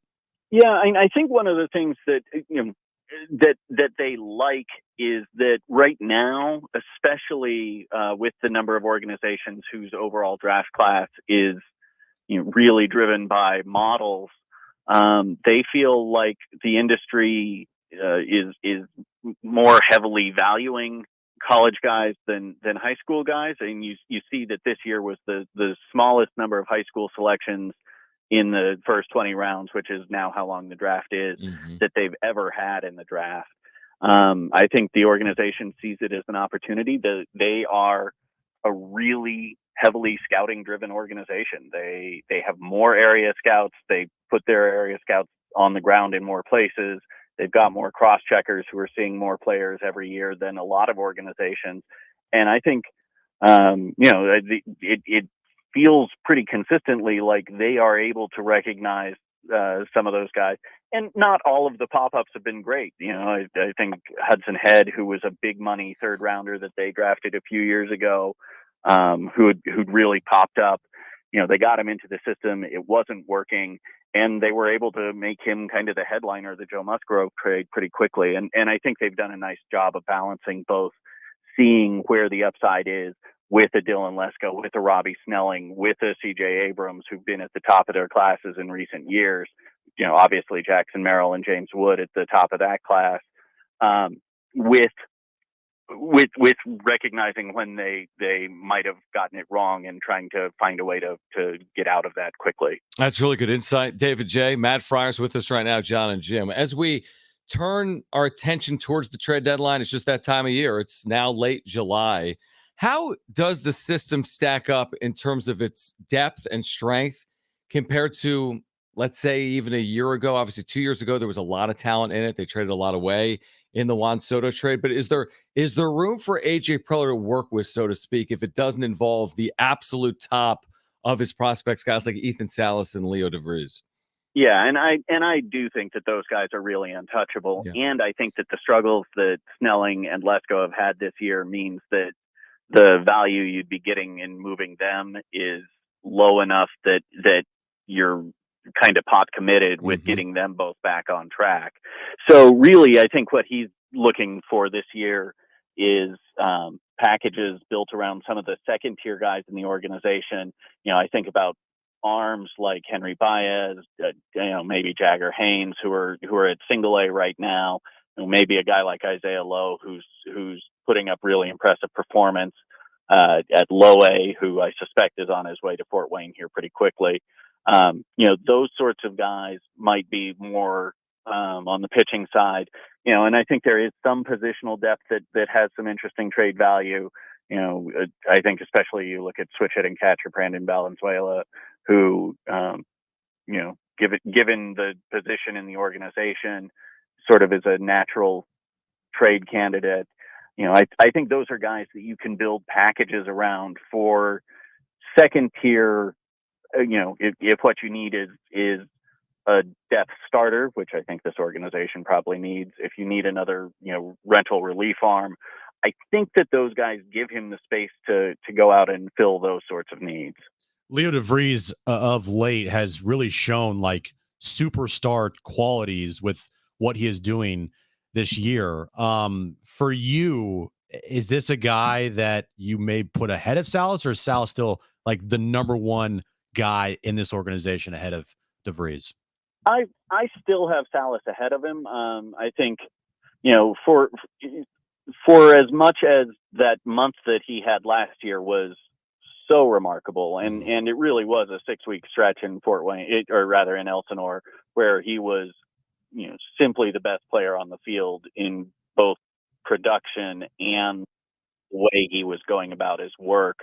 I think he's, the issues he's having this year, I don't think are major red flags. He's still taking really good at bats. He's being patient. He's not expanding the zone. He's an 18-year-old playing against guys who are large, pitchers who are largely 3 and 4 years older than him. And, I think some of the physical growth that still needs to come, that will come, is showing out. So I still have him ahead of DeVries. I think, and I think that at some point DeVries is going to have the same experience of running into guys who are just physically beyond where he is, but equally well positioned with his ability and his skill set that matches the tools. That those will be road bumps, not devastating things that can't be overcome. So David J. Matt Fryer is with us right now, Jon and Jim. So to kind of put the numbers in perspective, whether it's a DeVries or a Salas, you really can't concern yourself, right, David, with the sheer numbers of these really young prospects. Of course, you'd love for them to have good numbers overall, but I mean, for Salas, it's about a lot. It's probably about dealing with some of these struggles. That might be as valuable as if he was actually not struggling right now in Advanced Day Fort Wayne. I mean, you can't look at the numbers, right?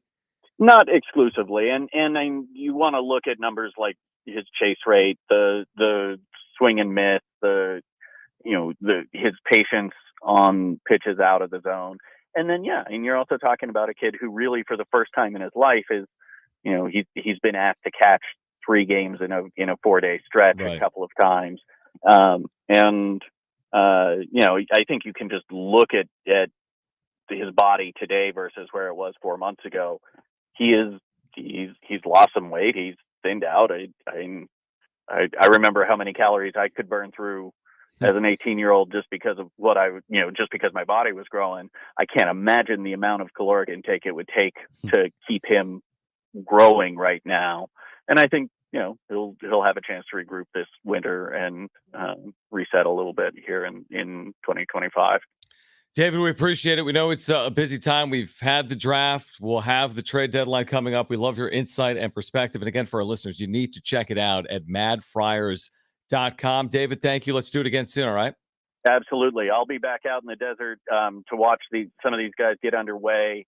And then we've got coverage coming up again from out at the affiliates in August. So we'll have plenty of stuff for our subscribers, and then the daily content that's out there for everyone. Terrific. We look forward to it again for our listeners at madfriars.com. That is David J. Thanks, we'll man. react to that. On the other side as well, we've got Jim's back page plus an update from Cleveland where the Padres and Guardians are underway in the second half of the season. Stay with us.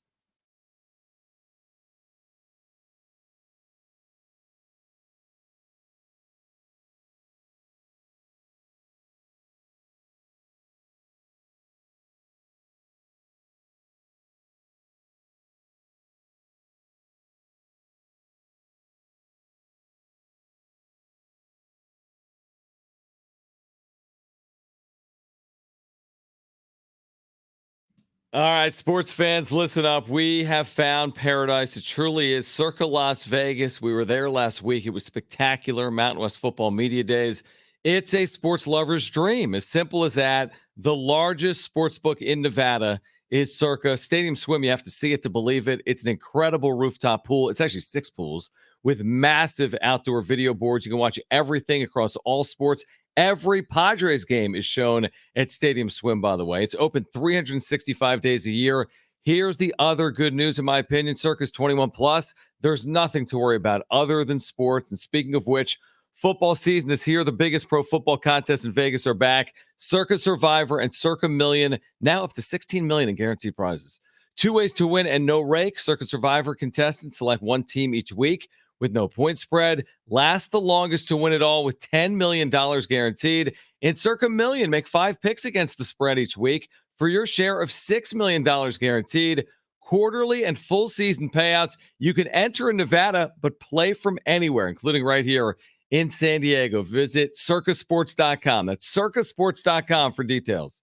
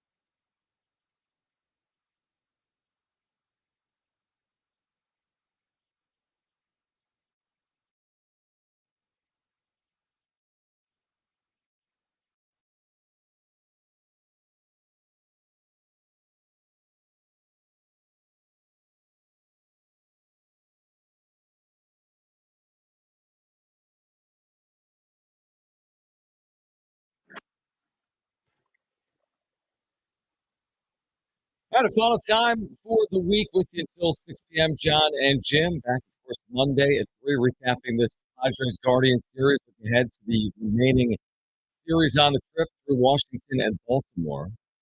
Padres, by the way, are not trailing. So it was scoreless for a while. They're trailing 1-0. Still plenty of time. They're in the 6th inning. Insurmountable lead, John. Well, again, one thing that they've been known for, had a knack for this year, is overcoming deficits. They've done it often this year. This isn't the largest deficit they faced this year. So No. see if they can score, though. That's a big part of the game. They're We've been saying if you don't score, you can't win. That would be tough. Yeah, it's been really hard for them. Has any team ever won a game by not scoring any? Not in baseball or Oh. runs. Actually, in any sport, I feel like you can't It's win. called runs? Yeah, in baseball it is. Oh, yeah, okay. It is. Yeah. Points are basketball. And tennis. Okay. 15 love or whatever. Yeah. All right, let's get to this. Golf.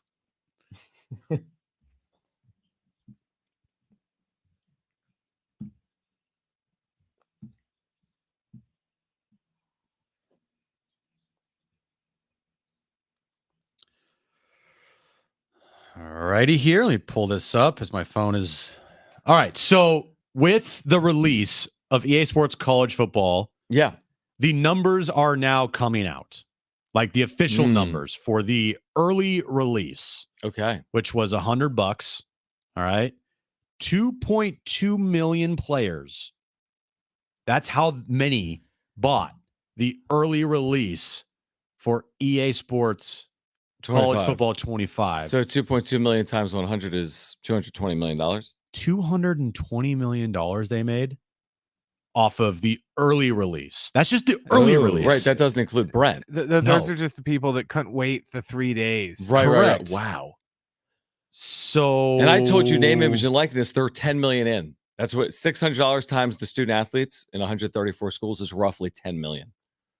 So yeah, that's a lot. And it just shows that this game is going to be massive and already has going to been. be one of the biggest sports games in the history of sports games, in my opinion. It's got to be, yeah. I think it's going to be the blow past Madden's. I think it's going to blow past any other 2K games. I have a question for you. I'm raising my hand. Okay, yes, John Schaefer. Based on this success, I get it. The college basketball version maybe doesn't have the same level of appeal to college football. College football is the second most popular sport in the country, but is basketball coming back based on the success of this? I think it will. Yeah. I would think so, right? I think they'll at least give it a shot and do one more. Yeah. Yeah. I mean, why not? It's been so long. It creates, I feel like, interest. Well, that and kind of the same way how Madden's kind of formed a monopoly with NFL for owning the rights. 2K has dominated the NBA video game scene for close to a decade now, and they were the last one that made the college basketball game. So I would totally buy a college basketball game if 2K made it. If it's pretty much going to be exactly like NBA 2K, only college, I'd do that instead of NBA, just like I did Madden. But college football is I get it. But I mean, they had both at one point. I'm saying, I'm not saying it'd make the same, but Dude, there'd at one be point they interest. had college baseball. They had college baseball back in the day. Imagine a deluxe package of college baseball, college basketball, and college football. Bring it on. Bring it on. So with Comic-Con next week, John, here is what to expect for the big Hall H venue, which is like the big gatherings of these big movies that haven't been there for a couple of years. Okay. But they're making their big returns this year. Hall H, expect appearances from Marvel Studios. This is for the first time. We'll have 2 panels, and it's Thursday night event, a late addition to the schedule. Get this. Deadpool and Wolverine will be at Hall H at Comic-Con. Well, what does that mean? Like in character? Most likely, yes. You will have next week for Hall H, Hugh Jackman and Ryan Reynolds will be there in San Diego next weekend. Talking about the movie. Correct, because the movie comes out next weekend. Next week. Oh, wow. Good timing. And Go on that's Thursday. That's what cool. they're going to be doing, is promoting it here at Comic-Con. Okay. Other big names that will be at Comic-Con Hall H, The Boys on Friday. The Boys just wrapped up season 4 of what? on Amazon Prime, their show. Oh. And it's freaking amazing. Okay. Brent, I know you haven't seen it, Brent, but it is incredible. Okay. You also have Transformers 1 there. You will have The Walking Dead there. You will have Alien Romulus there. You will have Lord of the Rings of Power will be there. You will also have several panels from Star Trek shows and X-Men 97. The big omission this year is Game of Thrones. They will not be there. But DC will be there promoting their new Batman show. Obviously, James Gunn is doing the new Superman movie. You could expect something from Superman next week from James Gunn at Comic-Con. And also Lucasfilms, Star Wars, will be there as well. So what you're saying, why don't we get Hugh Jackman or Ryan Reynolds on the show? That'd be difficult. Send him an email. Okay. Yeah, send him an email, John. DM him. Yeah. Hey, Ryan, you want to come on I the could show? on Instagram. You could. Finally, Taco Bell's newest item pays homage to the classic menu staple. Stupid thing. Hold on. You ever click like an ad pops up and you accidentally click on it and it takes you to this random stuff? No. On Thursday, Taco Bell debuted the Cheesy Street Chalupas. The new menu item doubles as a new twist on chalupa, originally debuted in 1999.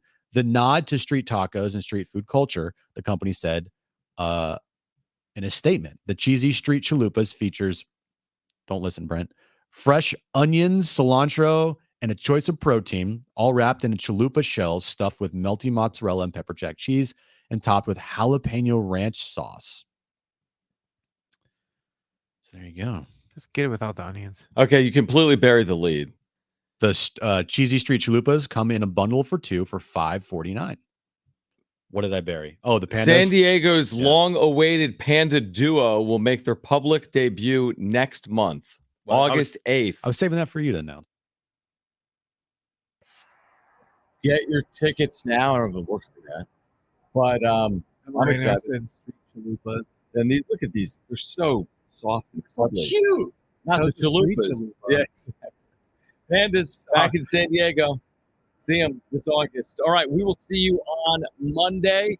Recapping Padres Guardians, looking ahead to the Nats and Orioles road series coming up as well for San Diego. Wrap-up show tonight. Join us on YouTube around 9:30 p.m. Pacific. If you miss anything today, sportsfc.com, iHeartRadio app, iTunes, TuneIn Radio, Spotify. If you're listening to us on podcast, please leave a review as well. For Brent and Jim, I'm John. Keep it here at San Diego Sports 760. Okay, bye.